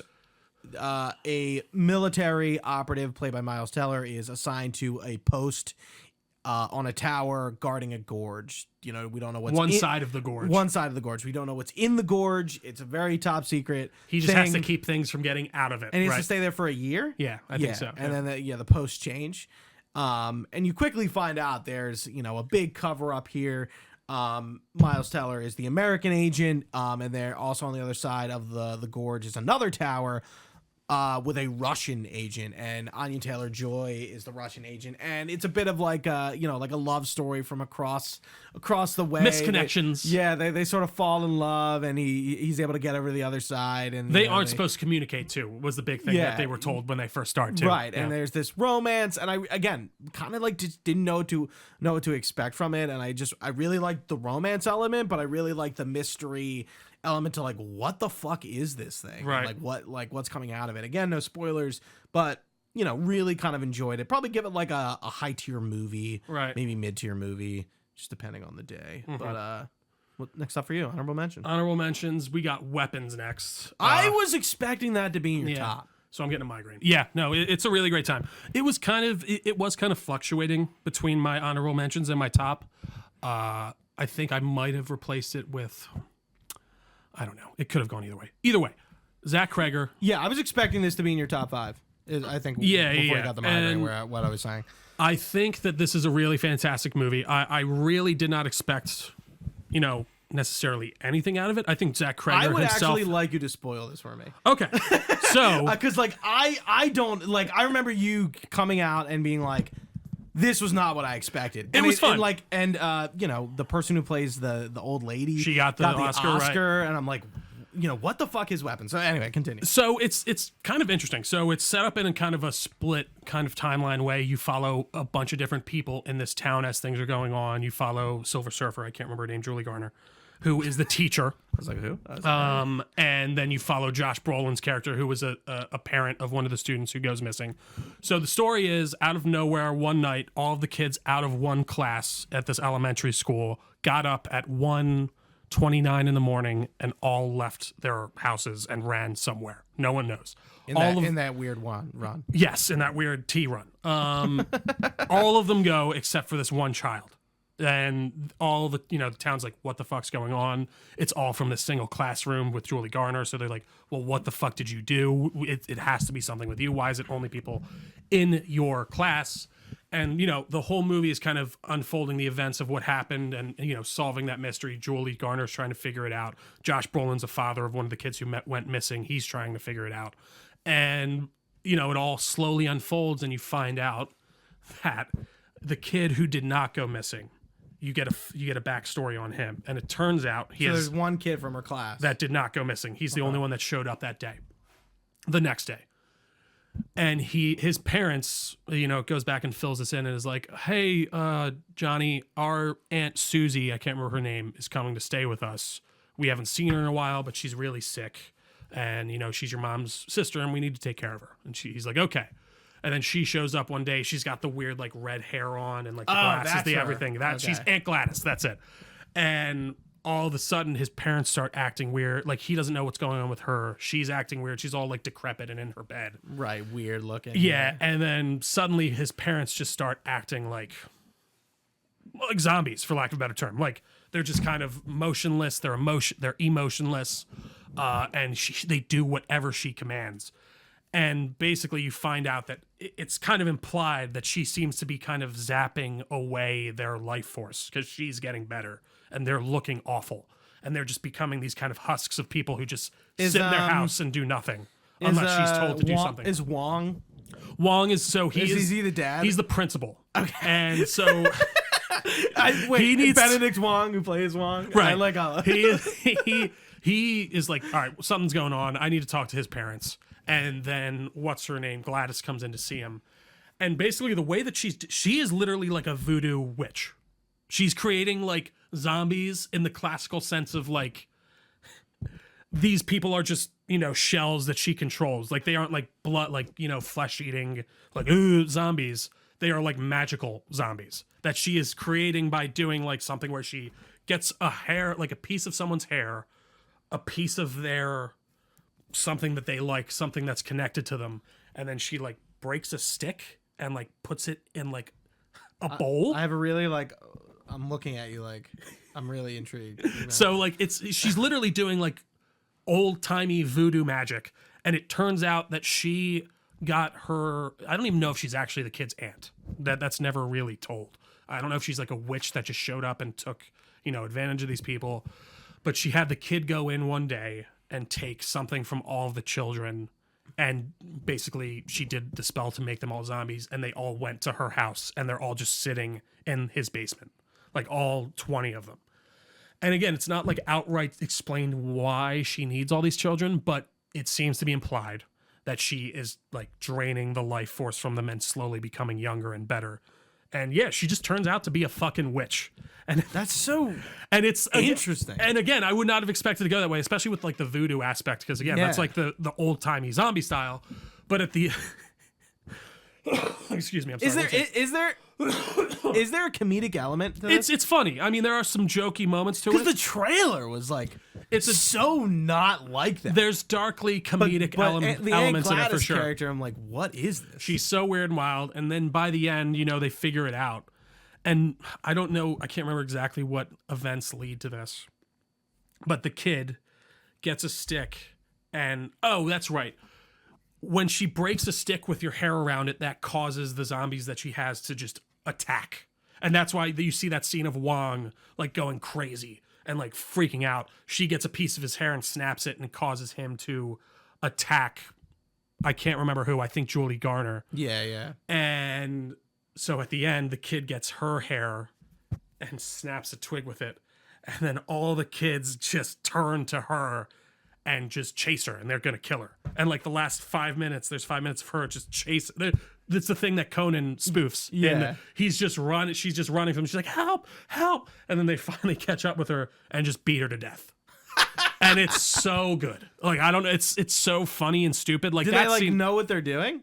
No, they're kind of just motionless, like shells. So they're still being like controlled. They are still being controlled by that end. And then at the end, the cops come out, they get all the kids back to their families, and it's kind of talked about as this event in the town that it's like, did that really happen? Like, why did this happen?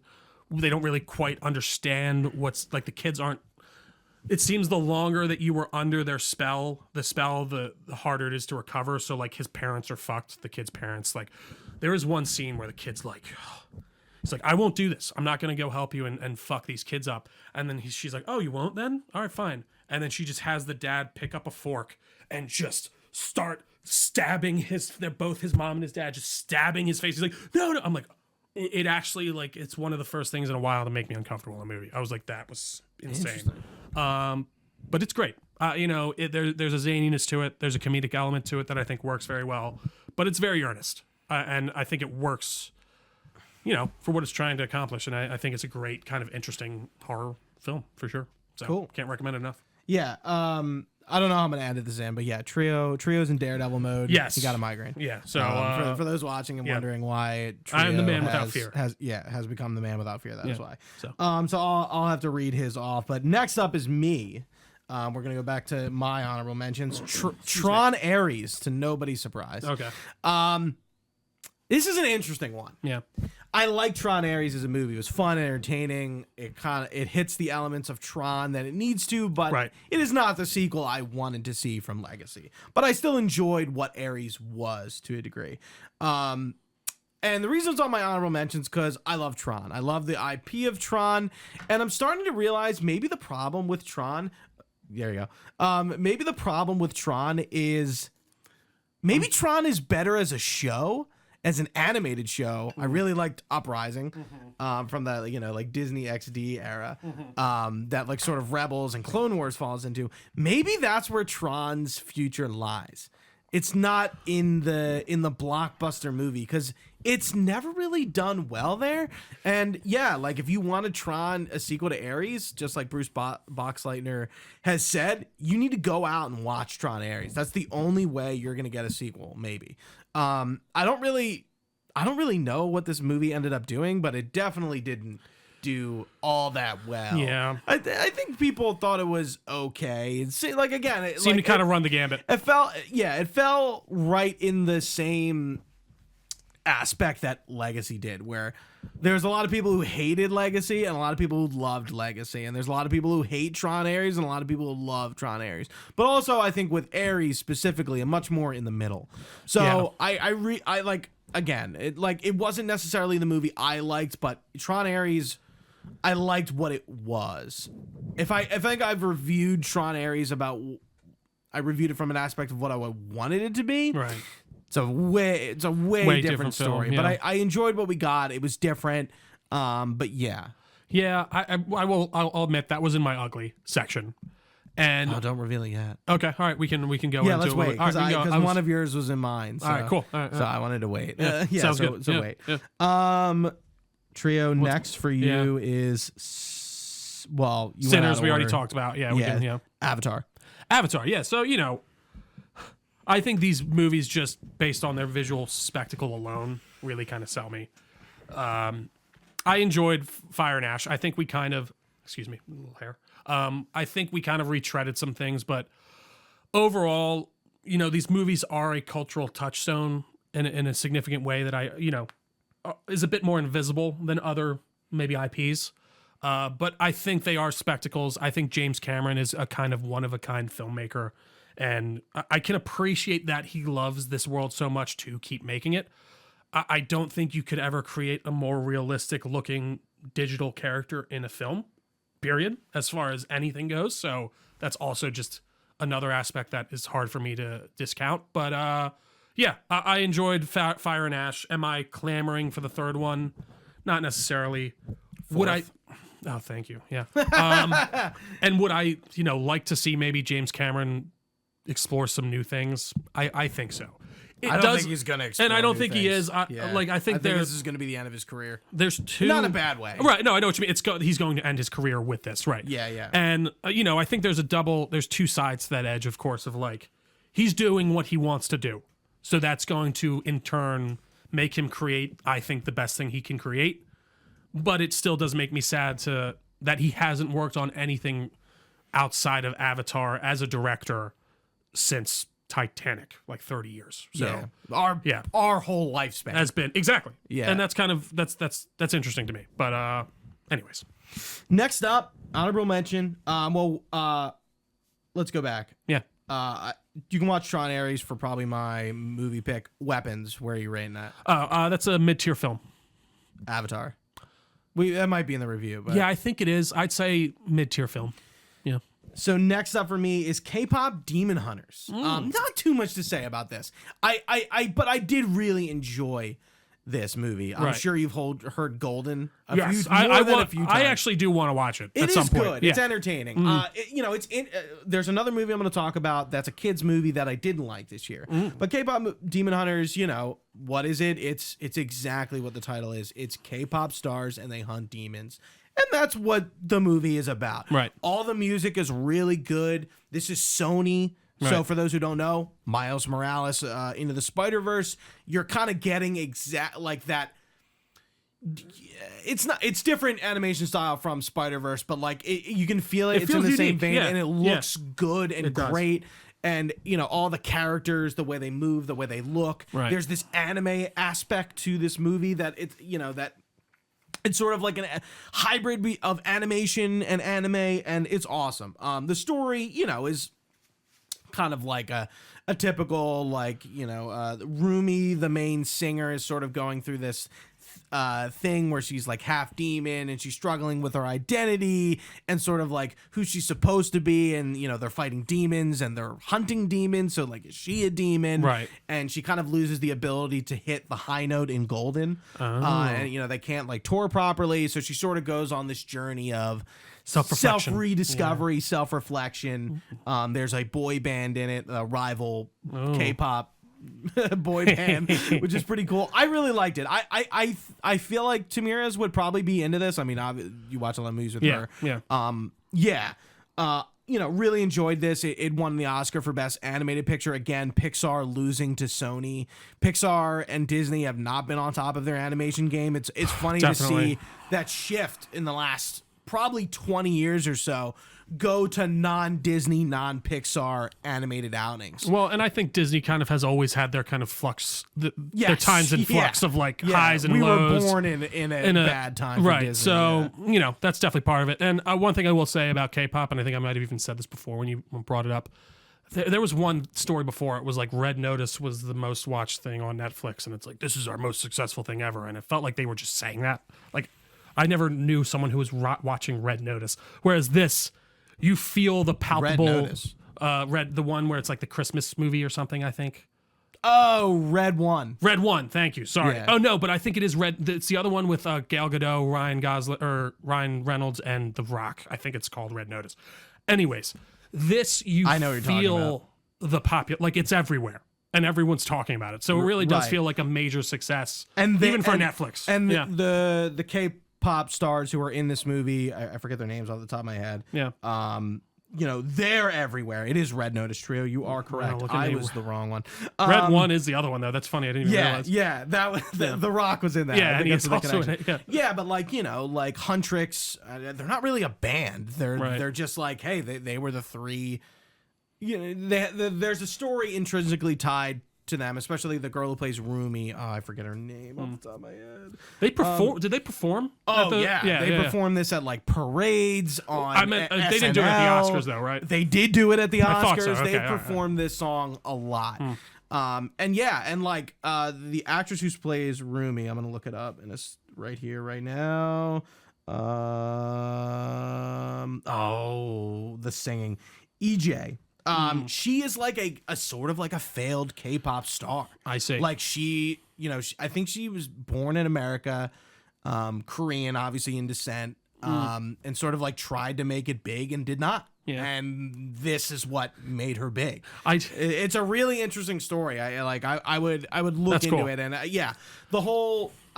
It's a great movie. It's a great movie. It's a great time. It's a kids movie that I think caters to all ages, and I think as an adult who watches the kids movie occasionally, I think that's the goal. I think that what stands the test of time for a kids movie is an adult, a 30-plus-year-old, a 20-year-old also going to enjoy a movie made for like 6, 7, 8, 9, 10, 12-year-olds. 6, 7, Gooch. 6, 7. No, right. That is funny. I did the hand thing. And I did and I did see one funny thing from the director when they accepted the award, where they're like, "It's look at what we finally did, South Koreans, I should say. It's our time."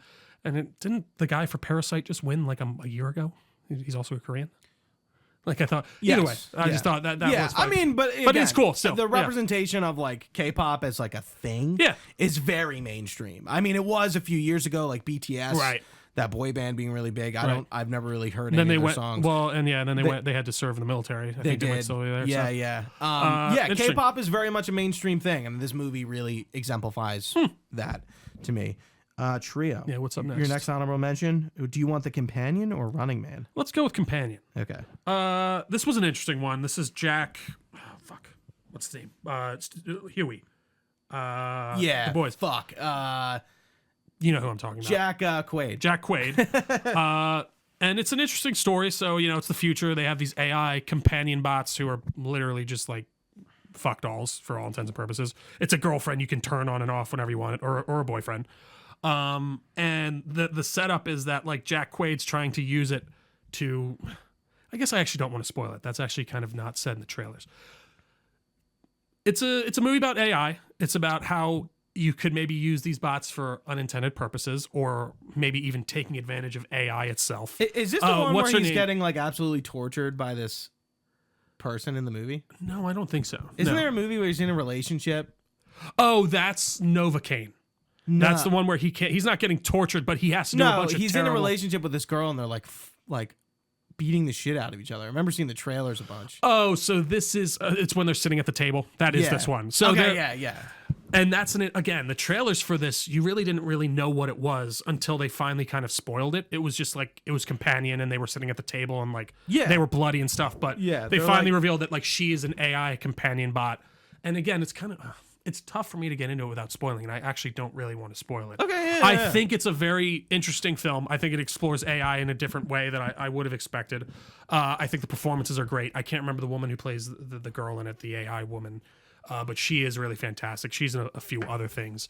And Jack Quaid, he's fun. He's really great. He plays a not so great guy in this, which I kind of like seeing. Pretty different for him. Especially in Huey and the boys. But yeah, I would recommend it. I don't want to get into too much of the plot details. What's your review on the scale? Top tier movie, low tier film. I'll go top tier movie. You keep saying top, high. I don't know why I'm doing that. High tier movie. K-pop Demon Hunters, I put high tier movie as I like well. it. Yeah. Next up for me, Sentimental Value. This is a movie, a slice of life movie, sort of in the same vein as Rental Family. It's mostly Norwegian and in English sometimes. It's basically about a Norwegian family. Stellan Skarsgård is the father, and he's a director. So they're a family in the biz, if you want to call it. Sure. And that creates a lot of tension for this family. And the father's making this film. He wants his daughter to be in it, and his daughter wants nothing to do with it. But he kind of wrote the part for it. And Elle Fanning, who's not playing Elle Fanning, who's playing another actor with another name, is cast as the role that was supposed to go to his daughter. And it's kind of like, the family sort of dealing with their father coming back into their picture. Their mom died. So it's basically like a slice of life. This family sort of has some turmoil and chaos. Right. And they don't really know their dad that well. Like, Your absent father, right? Sure, right, yeah. Right. And he's coming back, and now he wants his daughter to be in the movie. You're finding out more about the two daughters and the dad, and I don't want to spoil it entirely about what happens, but I really liked it. Stellan's great, man. Yeah, he really is. Yeah, most of the cast is pretty unknown besides Stellan and Elle. But yeah, love seeing Elle Fanning in like anything at this point. I'm going to a movie because of her for sure. She really is. She's getting up there for me too. She was nominated for an Oscar for this. Didn't win. I don't necessarily think like. I would have loved to seen her win. Don't really think it was her year. Right. But if she's nominated once, she's probably going to be nominated again. Right. She's in a lot of stuff. So I have high hopes for her. I would give this like mid-tier film. Okay. For sure. Yeah. Yeah, this was in my honorable mentions the whole time. I feel like maybe depending on the day, it could be in the top 5, but if I had a top 6, it actually looks like one I'd like to check out. This would be in it. This would have been moved up. That's cool to hear. Yeah. But do you remember your last honorable mention? I don't off the top of my head. Running Man. Running Man. Right. So I actually just watched this 2 nights ago. Oh, okay, cool. And for those of you who don't know, this isn't. So Edgar Wright did say this isn't a remake of the movie. Of course, the original came out in the 80s with Schwarzenegger. Do you know the premise of this at all? No. Okay, so it's a book. It was originally a book written by Stephen King. It's supposed to be set in like a dystopian future where it's a very stratified there's like the really poor and the really rich. It's almost like Judge Dredd type aesthetics. And there's this guy, Ben, I can't remember his last name, Ben Reilly, who has Spider-Man? I think that I think is. Yeah, that's so funny. It is Ben Reilly because it's Riley Lives. So I believe so anyways. He's poor. He's worked for a bunch of corporations, but he's been blacklisted by them because of insubordination. Basically, he was helping his employees too many times. Like, he would save a guy on the job. He was working kind of dangerous stuff. And after a while, they blacklisted him. So he can't really make any money. And he has a daughter who's sick with the flu, literally just the flu. And he can't afford enough new dollars to get the money or to get the medicine. So he's been watching all of these they've been going on for a while, all of these game shows, and one of them is called The Running Man. Excuse me. And the premise of The Running Man is that you are on the run for 30 days while a group of hunters have to, kill you, have to find you and kill you. And the entirety of the U.S. is on you. They are looking for you. They can rat Everybody? you out. Everyone. Your face is plastered everywhere. And the idea, it's basically like a game of hide and seek. And anyone can turn you in at any time, and you will die if you get found. So it's interesting too, because it's like a very, Big Brother future where there's cameras everywhere and they have your facial scan. And the idea is that, they wipe all that. You're off the grid. You have to survive for those 30 days. And, Ben Reilly, he goes in there not wanting to do that. He wants to go and do another thing. But then he meets Josh Brolin's character, who is the CEO of this television company. And he's like, you scored off the charts on every single test we gave you. We need you on the Running Man. And, the whole goal is to get the most ratings possible. And as always, with all these fucking games, it's fixed in many ways. He's trying to figure out a way to beat that.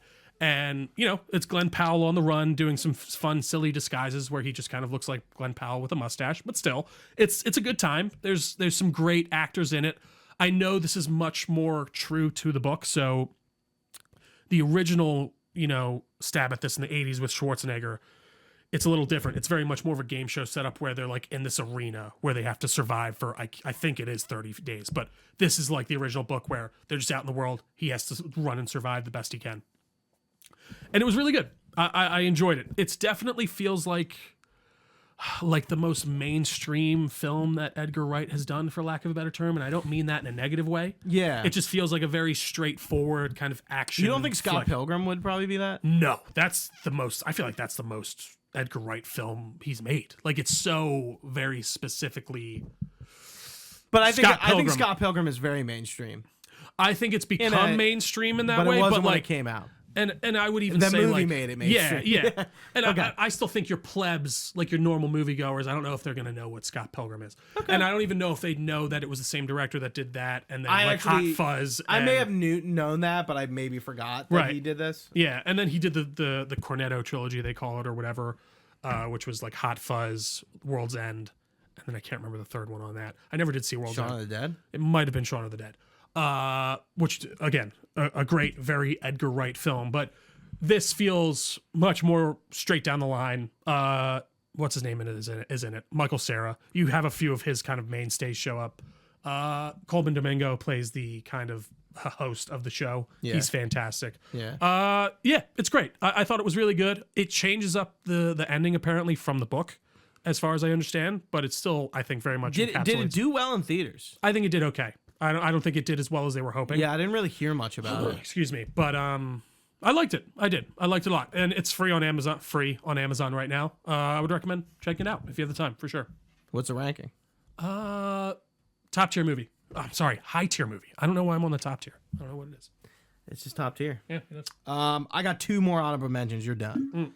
I'll be quick with my last two, and then we'll finish it up. Excuse me. With our ugly, the bad of the year. Yeah. Ballerina. It's John Wick. I like John Wick. It's a different flavor. I wanted to see it. I didn't get the chance. It's less gunplay, more impromptu weaponry kind of focus. Whereas John Wick it's mostly the guns. They seem to, as far as I've understood, they seem to very much tackle the fact that like she's not as big and strong as John Wick. She has to use a different method. And that's cool to me. Yeah. And they really channel into that. And honestly, if you've watched this podcast for a while, Ana de Armas has my heart.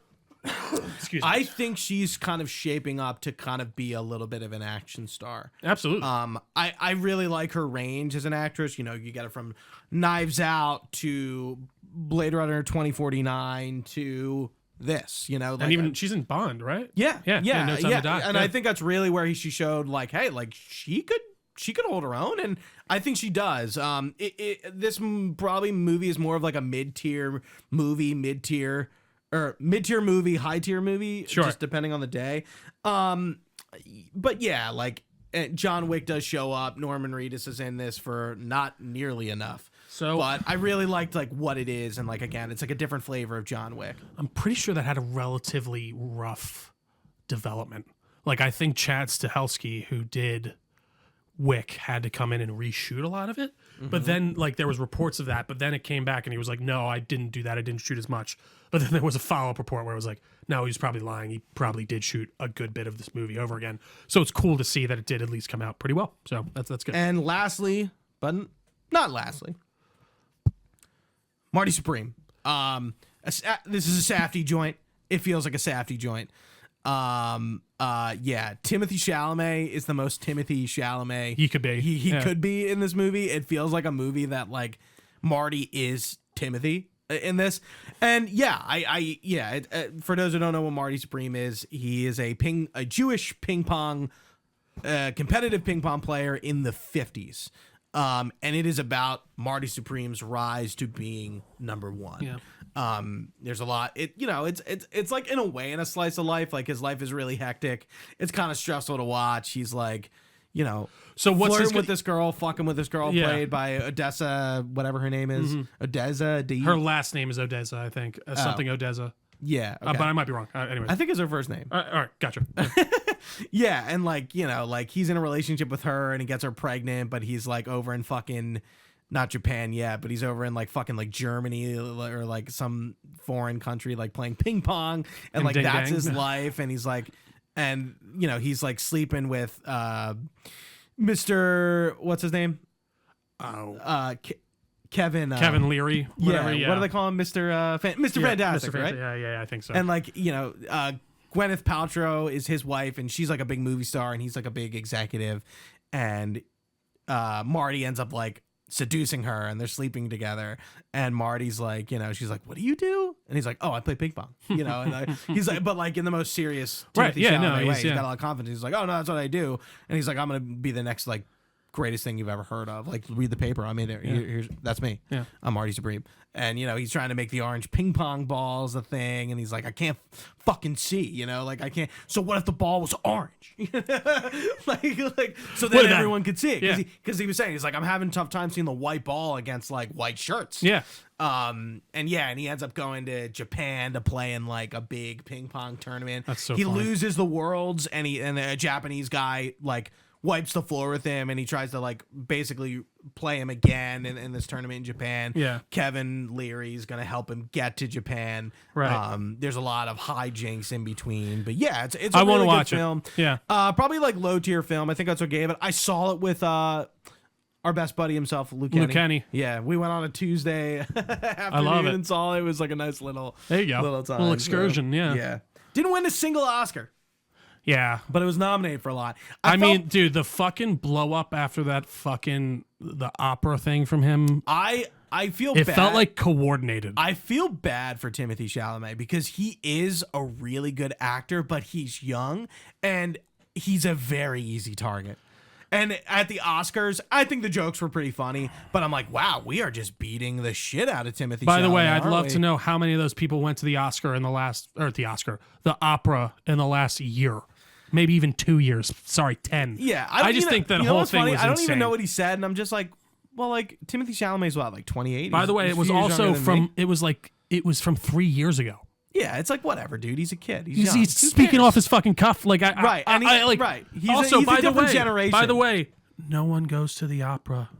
Like, I'm sure rich people do, and I'm sure they're doing fine enough. But, like, if there's a dying art form, yeah, that's going to probably be that. Yeah, I don't know. Yeah, people are I think take him far too seriously. He's got Timothy Chalamet is in some great films, and he has some great range. Well, and I'm gonna be honest, the thing that I like, I think he's just kind of real. And well, he feels like one of the dudes, and I think that's what works. And I feel like that's why they control a 360 controller, and that's why they hate him. Right? Like I don't one of like us. Even there was like an article that came out like the day after the Oscars from the Hollywood Reporter. It was like, maybe it's time for a break from Chalamet. No. And then everyone's like, it was right as they released Dune, and everyone was like, shut the fuck up. Like, it's just so. I'm sure Timothy Chalamet will go on a hiatus. I'm sure Dune has been a great experience for him, but also kind of tiring. Yeah. But he's also doing a lot on top of that. I was gonna say, I don't think he's gonna. A year or two where he just like, yeah, I needed a little bit of break. I don't think so. Maybe not. I think he's locked in and just doing one project after another. I feel like Timothy Chalamet could come on this podcast and we just talk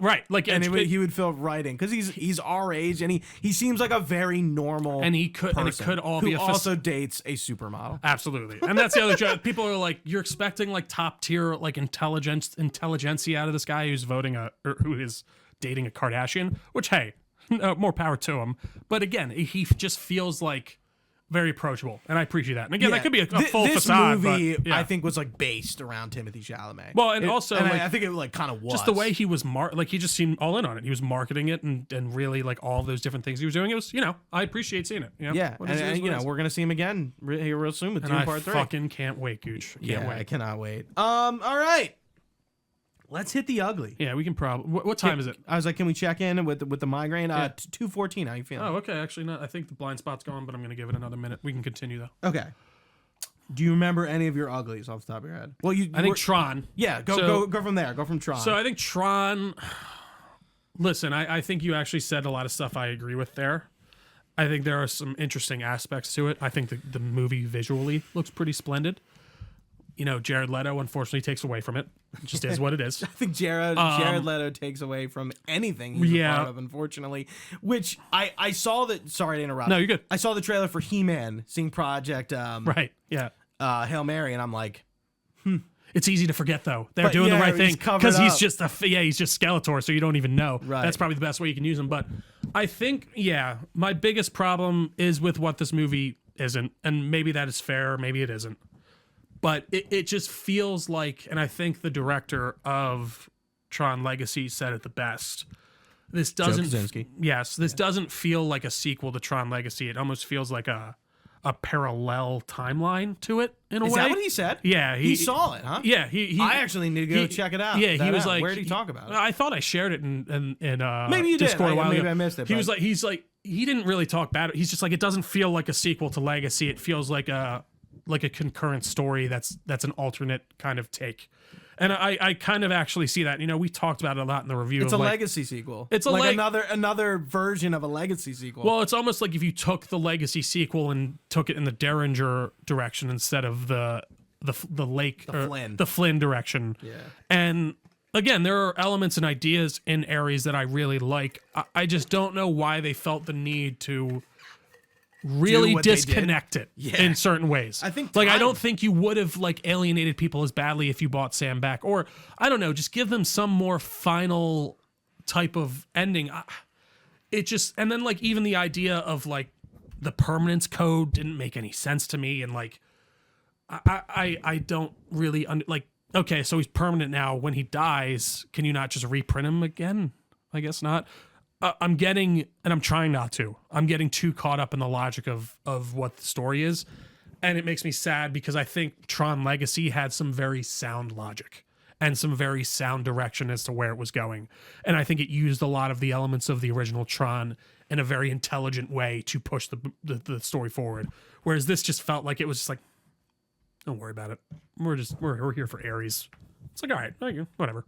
But it's visually very nice looking, and I loved going back on that old grid. I will say that was cool. Yeah. I think that's the other half of my point. We pretty much have the same point. We're just sort of on the opposite ends of the bridge. Yeah. But to keep in your theme of films that I talked about in my honorable mentions, I'll talk about a film you talked about in your honorable mentions, The Fantastic Four: First Steps. I think this is everything. I don't think Fantastic Four: First Steps is a bad movie, but it's everything wrong with Marvel. I think at this point, it's okay. It got them through the finish line as they're it came in fifth place kind of thing. Didn't come in third. It didn't come in second. It definitely didn't come in first. But it crossed the finish line, and hell, they did a pretty damn good job. But it's not good enough to get back to Endgame in terms of a wide appeal. It's not Thunderbolts where they're kind of getting a little down and deep and character driven. It's a retread of things. It's exactly what my problem is with Marvel. I saw the movie. Yeah, it's pretty good. A few months later, I've come down on it. Yeah, it was okay. Yeah, I don't know. Cool art, cool aesthetic, but I feel like it could have been better, right? They could have done this better. If I'm gonna be, I don't know. I truly don't think know what I need from Marvel. No, and I think I really, that's where you're going. I really think the issue with, and I said this already, so pardon me if I'm repeating myself, but with Fantastic Four is just we've seen this in a different fashion twice. Yeah. And I don't think you can translate that story to the screen any more accurately. but like we've kind of already done it. Like Rise of the Silver Surfer, aside from not having a big, person Galactus, that's the storyline. I mean, Silver Surfer is there. Like it's there. So it's hard to not feel like you're just kind of retreading similar ground if you're going to do this. For what you're talking about is, we're supposedly getting Jean Grey, Sadie Sink playing Jean Grey in Brand New Day for Spider-Man. How are we going to do Dark Phoenix for the third time? Like, and like hopefully we fucking wait a long goddamn time. And in my mind, Kevin Feige is not that dumb to do that. I think it's more just like to kind of introduce the X-Men more into the mainstream. Like, I don't think they're setting her up to be. I would hope that they're not doing the Phoenix just yet. Yeah, like I think that would be something that you could build up to again after a long time. But again, don't really get Jean Grey as Jean Grey too much in the movies. Like, it's like they introduce her with the purpose of building her to Dark Phoenix. Well, and I think there's the Phoenix. One of my main issues with those 2000 superhero movies, and even with some of what Marvel has done, is I feel like they felt the need to pack like everything into these 2 or 3 movies, like these big storylines. Because like, I don't know if we're gonna get there. So Dark Phoenix, Mutant Cure, this, that, Shi'ar Empire, right? Yeah, like it's just like let's just get it all in there. So like, no, just save some. You don't need to blow your whole load on the first go. Just rein it in. I don't know. Yeah, that was me. Yeah. You have more uglies than I do. So I have one more off the top of my head that I can remember. Yeah, go for it. Captain America, Brave New World. That was this year. Yeah, it was 2025. And yeah, very early. That was exactly why it's the ugly for me, what you just did. That came out. You know what I mean? Yeah. And like we forgot about that one. We forgot about it, and I think, the story, it's more of an Incredible Hulk sequel. I didn't necessarily not enjoy it. I had an all right time with it, and I didn't come out of the movie like that was stupid. But I think this movie really emblemizes the problem with Marvel for me. That's so in the way of like it's just kind of throwing a bunch at the story. It's not really focusing on Sam. I think there are some logical choices where I'm just like, I don't really get why you're going this direction. Give him the serum also. I don't know. There's just a few things within that movie where I'm like, these are the problems that Marvel... It feels half-baked. It feels like they didn't know which direction they wanted to go in. Whereas, like, Fantastic Four at least felt like... And then William Hurt died. Yeah, and then William Hurt died. And then, like, at least Fantastic Four to me, that felt like a vision, and they executed it, and it didn't feel like they were changing things on the fly. You know what I mean? I think the difference here for me is I had higher expectations for Fantastic Four than I did Brave New World. That makes sense. And that's why it is where it is. Because it's funny. All the two of us, we have a superhero movie in our top 5, in honorable mentions, and in the ugly. Like, I feel like every year this is kind of the fact. Like last year, I know Deadpool and Wolverine was in our top. Right. And then we had like Craven and fucking maybe Madam Web might. Madam Web, yeah. And we talked about Spum. Yeah. The Spum. That you had to bring up. I was like, is that a thing? You're making that a thing, Trio? Yeah, because I was looking at it and I'm like, oh yeah. And I don't think really we had like middling movies. Not as much. It was just the good and the bad. Yeah. Yeah. And it's like, next year we're gonna have Supergirl. We're gonna have Spider-Man Brand New Day. Doomsday, and right? And Doomsday. And Doomsday. Yeah. That's 3 superhero movies, that's it? Yep. And again, we talked about even last year, like, Marvel kind of did the right thing of being like, we're taking this year off, but then Spum was like, we're going to fuck with some people. We're just getting started. Yeah. Oh, and by the way, we're ending this year, Spider-Man? Wait, what is fucking, I think it was Spider-Man, I think. I think it has something to do with Spider-Man. Fucking shit, dude.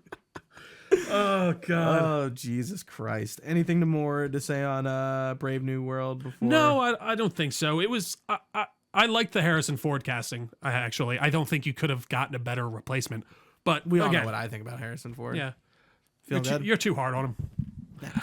He's more... He's not hard enough on me. He's way more earnest than he portrays himself to be. I know. And like that's, I think, the fun Are you feeling better? Yeah. Cool. Yeah, I can see now. Good to hear.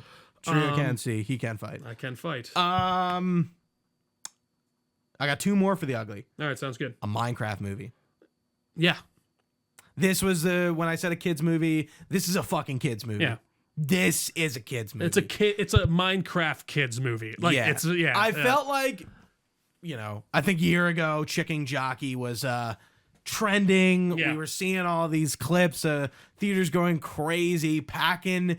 It's getting a sequel. Kirsten Dunst is going to be in the sequel. Did you see that? So someone was like, she did it. There was like an article like a year ago where she's like, I'd be in the Minecraft sequel and make a fuck ton of money. And now she's, it was very funny. I was like, it's Minecraft. I as a gamer, we all remember playing Minecraft. We were there when it was in beta and alpha and before it even came out, before it was big.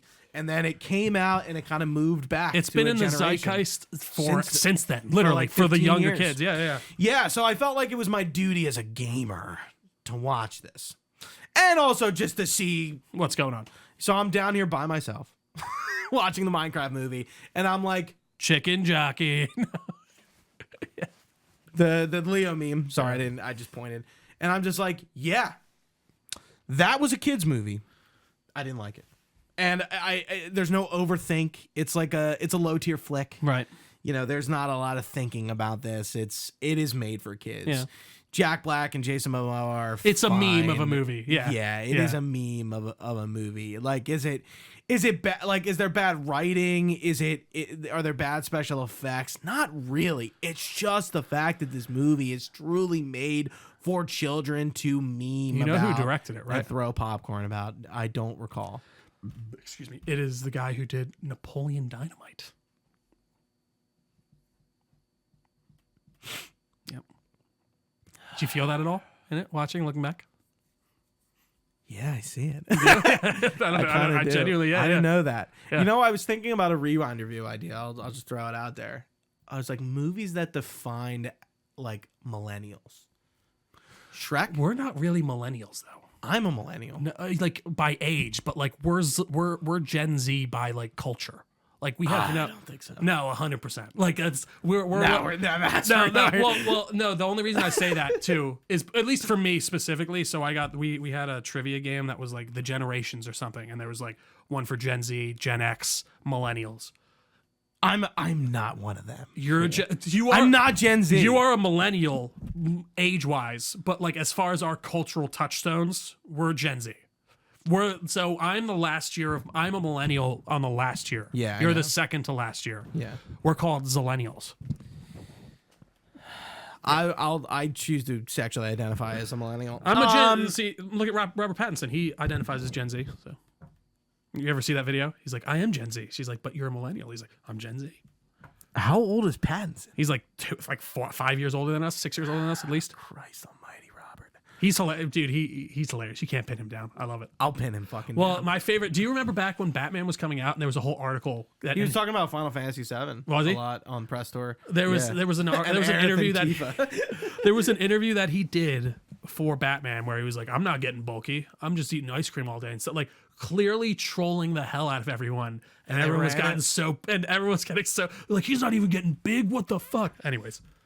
I don't give a shit. I love Robert Pattinson. Yeah. Anything else on the ugly? I do have one more, but yeah, go. I'll run through my last ones quick. Okay. Do you want me to go or you want? Yeah. Finish yours and then Begonia. This is a movie I liked. It's a good movie. It was spoiled for me, which is why I haven't watched it. I didn't know the spoiler, and I'm not going to reveal it because I feel like if you haven't seen it, you should see it. It's a good movie. I kind of, again, it's falling into the same category as Gen V, when we're talking about the beginning of the podcast, if you listen to what we're playing, watching, doing. I just don't like what it's about. It's a lot of incel culture stuff. I just don't really like seeing these problems about like chronic lonely males like being exemplified on film, not in a positive way, but like I just don't like watching it. I'm a bit disturbed by it, and the whole movie is a bit disturbing, and I just kind of was bothered by like what the movie is about. Actually, like genuinely, I'm like, this is everything wrong with the world right now. I'm like, it's hitting a chord. It's hitting a point of like society I do not like, and I do not like the loneliness epidemic of males. It's a huge fucking problem. I don't like it from like a perspective, but I also think it is a real problem. And this movie very much I hones in on it. And I like Jesse Plemons in that movie. Ugh. He is great, man. He is though. He really is awesome. Every he, time I see him in anything, I'm like, oh, you're awesome. Like you are an actor. Even in that, you saw Civil War. Civil War, right? yeah. I mean, everyone shows that scene, but like, yeah. What kind of American? Stone American cold. are you? Yeah. It's And he's like, yeah, with his little like, and he's got the great red glasses on. Yeah, no, it's amazing. Yeah. But yeah, I would suggest maybe not, since you were spoiled. That like once I got to the end, I was like, because there's only one of two ways it can go, and it has to go. And I'm surprised you might be surprised which way. And you know what, Trio? I don't really like Emma Stone in this. Oh, really? I don't like this director. I didn't like Poor Things either. Yeah, and I didn't who like. Who is this again? Yorgos Lanthimos, right? Yes. Yeah. And he's in Stavi's in it too. He's Right. got the maybe it's the Greeks. I don't like the Greeks or something. I like Stavi. Stavi's also weird. Gucci's Greek racist apparently. Stavi is also weird in Begonia, and I think he's probably talked about it a lot. But he is definitely real quick. Stavi is definitely a comedian who's becoming an actor. Yeah, definitely. Yeah. Yeah, I didn't like Poor Things. I think Emma Stone is kind of hitting this point where like La La Land was the last thing I officially liked her in, and everything she's been in since is like, Emma, can we go back to like La La Land, Emma Stone? Like, I don't like how you're in these weird movies, and like I'm watching you fuck a lot in Poor Things, and I'm like, I'm not really vibing with it. And then I watch you do weird things in Begonia, and I don't Weird like that sexual either. things? No, not weird sexual things. It's just she's just in weird situations. Fair enough. That director likes putting her in weird situations, but that's the end of my ugly. Not a too bad year, but I think my 3 uglies are like a pretty wide range of ugly, different kinds of ugly. Yeah, go for it. So I got like I think 3 more here. I'll run through them relatively quickly though. So big one was Mickey 17 for me actually. I thought that was just interesting that was on your list so- because I was like, I remember you being excited for this. I was like, this looks cool. Yeah, I mean he's Parasite director. Right. It's got to be some. It's based gotta off of be an good. interesting book. So yeah, you follow Mickey, who signs up to be the expendable on a space expedition, which is basically like he does all of the very dangerous jobs, and he'll most likely die every time he's doing it. So they just reprint him after every time, and this follows the 17th Mickey along with the 18th Mickey because they end up printing an extra Mickey by accident when they thought he was dead, but he wasn't. And that is a big issue because I guess in this time, like they've had that happen before. Like this technology has been made and it's been outlawed only for certain, aside from certain like industries, I guess. And like there was a big issue where like a guy printed himself off a bunch of times, so that was made illegal. And like I can't remember exactly what happens. Did you see this in theaters? I didn't. We saw it on like Prime or something. Okay. It was just a bit long in the tooth. It was wearing its like themes on its sleeve, like when we were talking about with Gen V. Even again, like we get it. Mark Ruffalo's supposed to be Trump, and then like it's supposed to be a lot of these like allegories and like I don't know. It just I kind of got lost in it, and I was really bored by the end. And I'm like, what are we doing? And I kind of just forgot about it. And it's unfortunate. I think the world forgot about it. Yeah, to be quite honest. And it's unfortunate because I think Robert Pattinson's great in it, and even his like supporting character, his like girlfriend in it, is really good. Ruffalo's fine. He's just doing Trump, which is whatever. It's so funny, him of all people. Well, but he's actually, so political. Well, but that makes sense to me actually more than anything that he would do because it's Yeah, obviously that's what I'm saying. shining it in a bad way. Yeah. And yeah, I don't know. A relatively forgettable movie that I expected more out of, I guess. What's your rating on it? Low tier movie. Okay. Yeah. And then next up, this one kind of hurt a little bit. Mission Impossible: The Final Reckoning. Yeah, I saw it on mine and I was like, I'm just gonna leave it out. It just, I don't remember it at all, really, and I don't know. I didn't find it as enthralling as a lot of the more recent entries. I would agree with you. I felt like there was, some interesting stunts and I liked the plane setup, but like I really don't think this series has hit the peak of Fallout for me since that one with Henry Cavill. Like that was top tier for me. I love Ghost Protocol. And like this was set up as like the last kind of one, but it very much sets up another movie. Like Tom Cruise doesn't die or anything. Leaves it open. Yeah, for like them to come back to it, whether it's a new actor and Tom Cruise is the guy in the chair. And then this was going to be a part 2, and you can feel that they've kind of readjusted. Like there's a lot of re-explaining going on of the plot, and I'm like, okay. I wonder if that's like I watched part 1. You don't need to tell me this again. It's Chris McQuarrie, right? Yeah. I wonder who's changed their mind, Tom Cruise or Chris McQuarrie. I think both of them did, because the first one didn't do as well as they were hoping. It came out at the same time as Superman, if I'm not mistaken. No, John Wick. Right, John Wick. Yeah, and it just did not, and it didn't get as many IMAX screens as it wants. And you can just feel the adjustments in it, and I think that was my biggest problem. And it is funny because when you go back to watch the Final Reckoning Part 1, it doesn't say it like when on the order screen, but like the title sequence still says Part 1 on it, which is so funny to me. I guess they can't get rid of it. So yeah, a little disappointing on that one. And then we'll finish it off here with one that I was never really gonna like, Gooch, but it's for the fans that do enjoy it, I guess. Wicked for Good. Oh boy, it's just like I don't really understand what it's trying to say. Like I get it. It's like it's a flip on the script. You saw the first one, right? Yes, liked it. It was fine. Okay. The movies look good enough, and the music's fun and fine enough, but like it's trying to put a spin on the Wizard of Oz, lore that I just don't think really works or makes any sense. And I guess it's not supposed to make sense. It's a different universe or what have you. But like the Tin Man in it is just like this crazy dude who was turned into a Tin Man. And he's like, fuck the witch. I want to fucking carve her heart out. And then it's like, in the next scene, he's supposed to be going to sing with like Lucy or whatever. And like, Dorothy? Gooch, Dorothy, thank you. And who's Lucy? Where am I getting that from? I don't know. That's like something. Lucy McLean from Fallout. Maybe, but I don't know. It doesn't lock in with the lore, the greater lore of Christ. We're gonna the Wizard of Oz, if you will. Oz, rewinder. I don't know. Listen, it's a movie that's not for me. So Yeah. I guess I saw a funny clip after. It's like, guys, just go and let your girlfriend enjoy it or whatever. Like, listen, you're not gonna be here for it. And I think you'd watch it and be like, that was fine. But like, I just don't get the story choices. I was dating Kathy when the first one came out. I was kind of waiting for her to be like, "Let's go see Wick," and I was kind of like, "Yeah, I'm like looking forward to that experience because I'm not gonna go watch that movie on my own." But like now, I'm like sort of Project Hail Mary. Jeez, my frame like clicked, scared the shit out of me. Sorry. No, yeah, I'm coming in. I'm being invited to a movie that I wouldn't go see on my own, and I don't have any expectations for it. So I'm like going to enjoy the experience. I think I saw the trailers for that a lot just because they were promoting it a lot. But yeah, so and I didn't get the chance for it. But yeah, it seemed like Wicked for Good was kind of just like it's nice to know the lore, like how the yellow brick road was designed and made by slaves and built by slave labor. The Lollipop Guild. Yeah. Also, they're not small. Well, they're all normal sized people. I don't get it. Anyways, that's it for me, Gooch. What I wonder what Dinklage has to say about that. He was the one who voted for the Seven Dwarfs to not be Seven Dwarfs. No, but he just said it, and then they were like, "Oh, we have to." And then like any other dwarf actor, be like, "Yo, Dinklage, shut the fuck up." And then they end up making them CGI dwarfs at the either way. Either way, what a note to end it on. Yeah, interesting movie.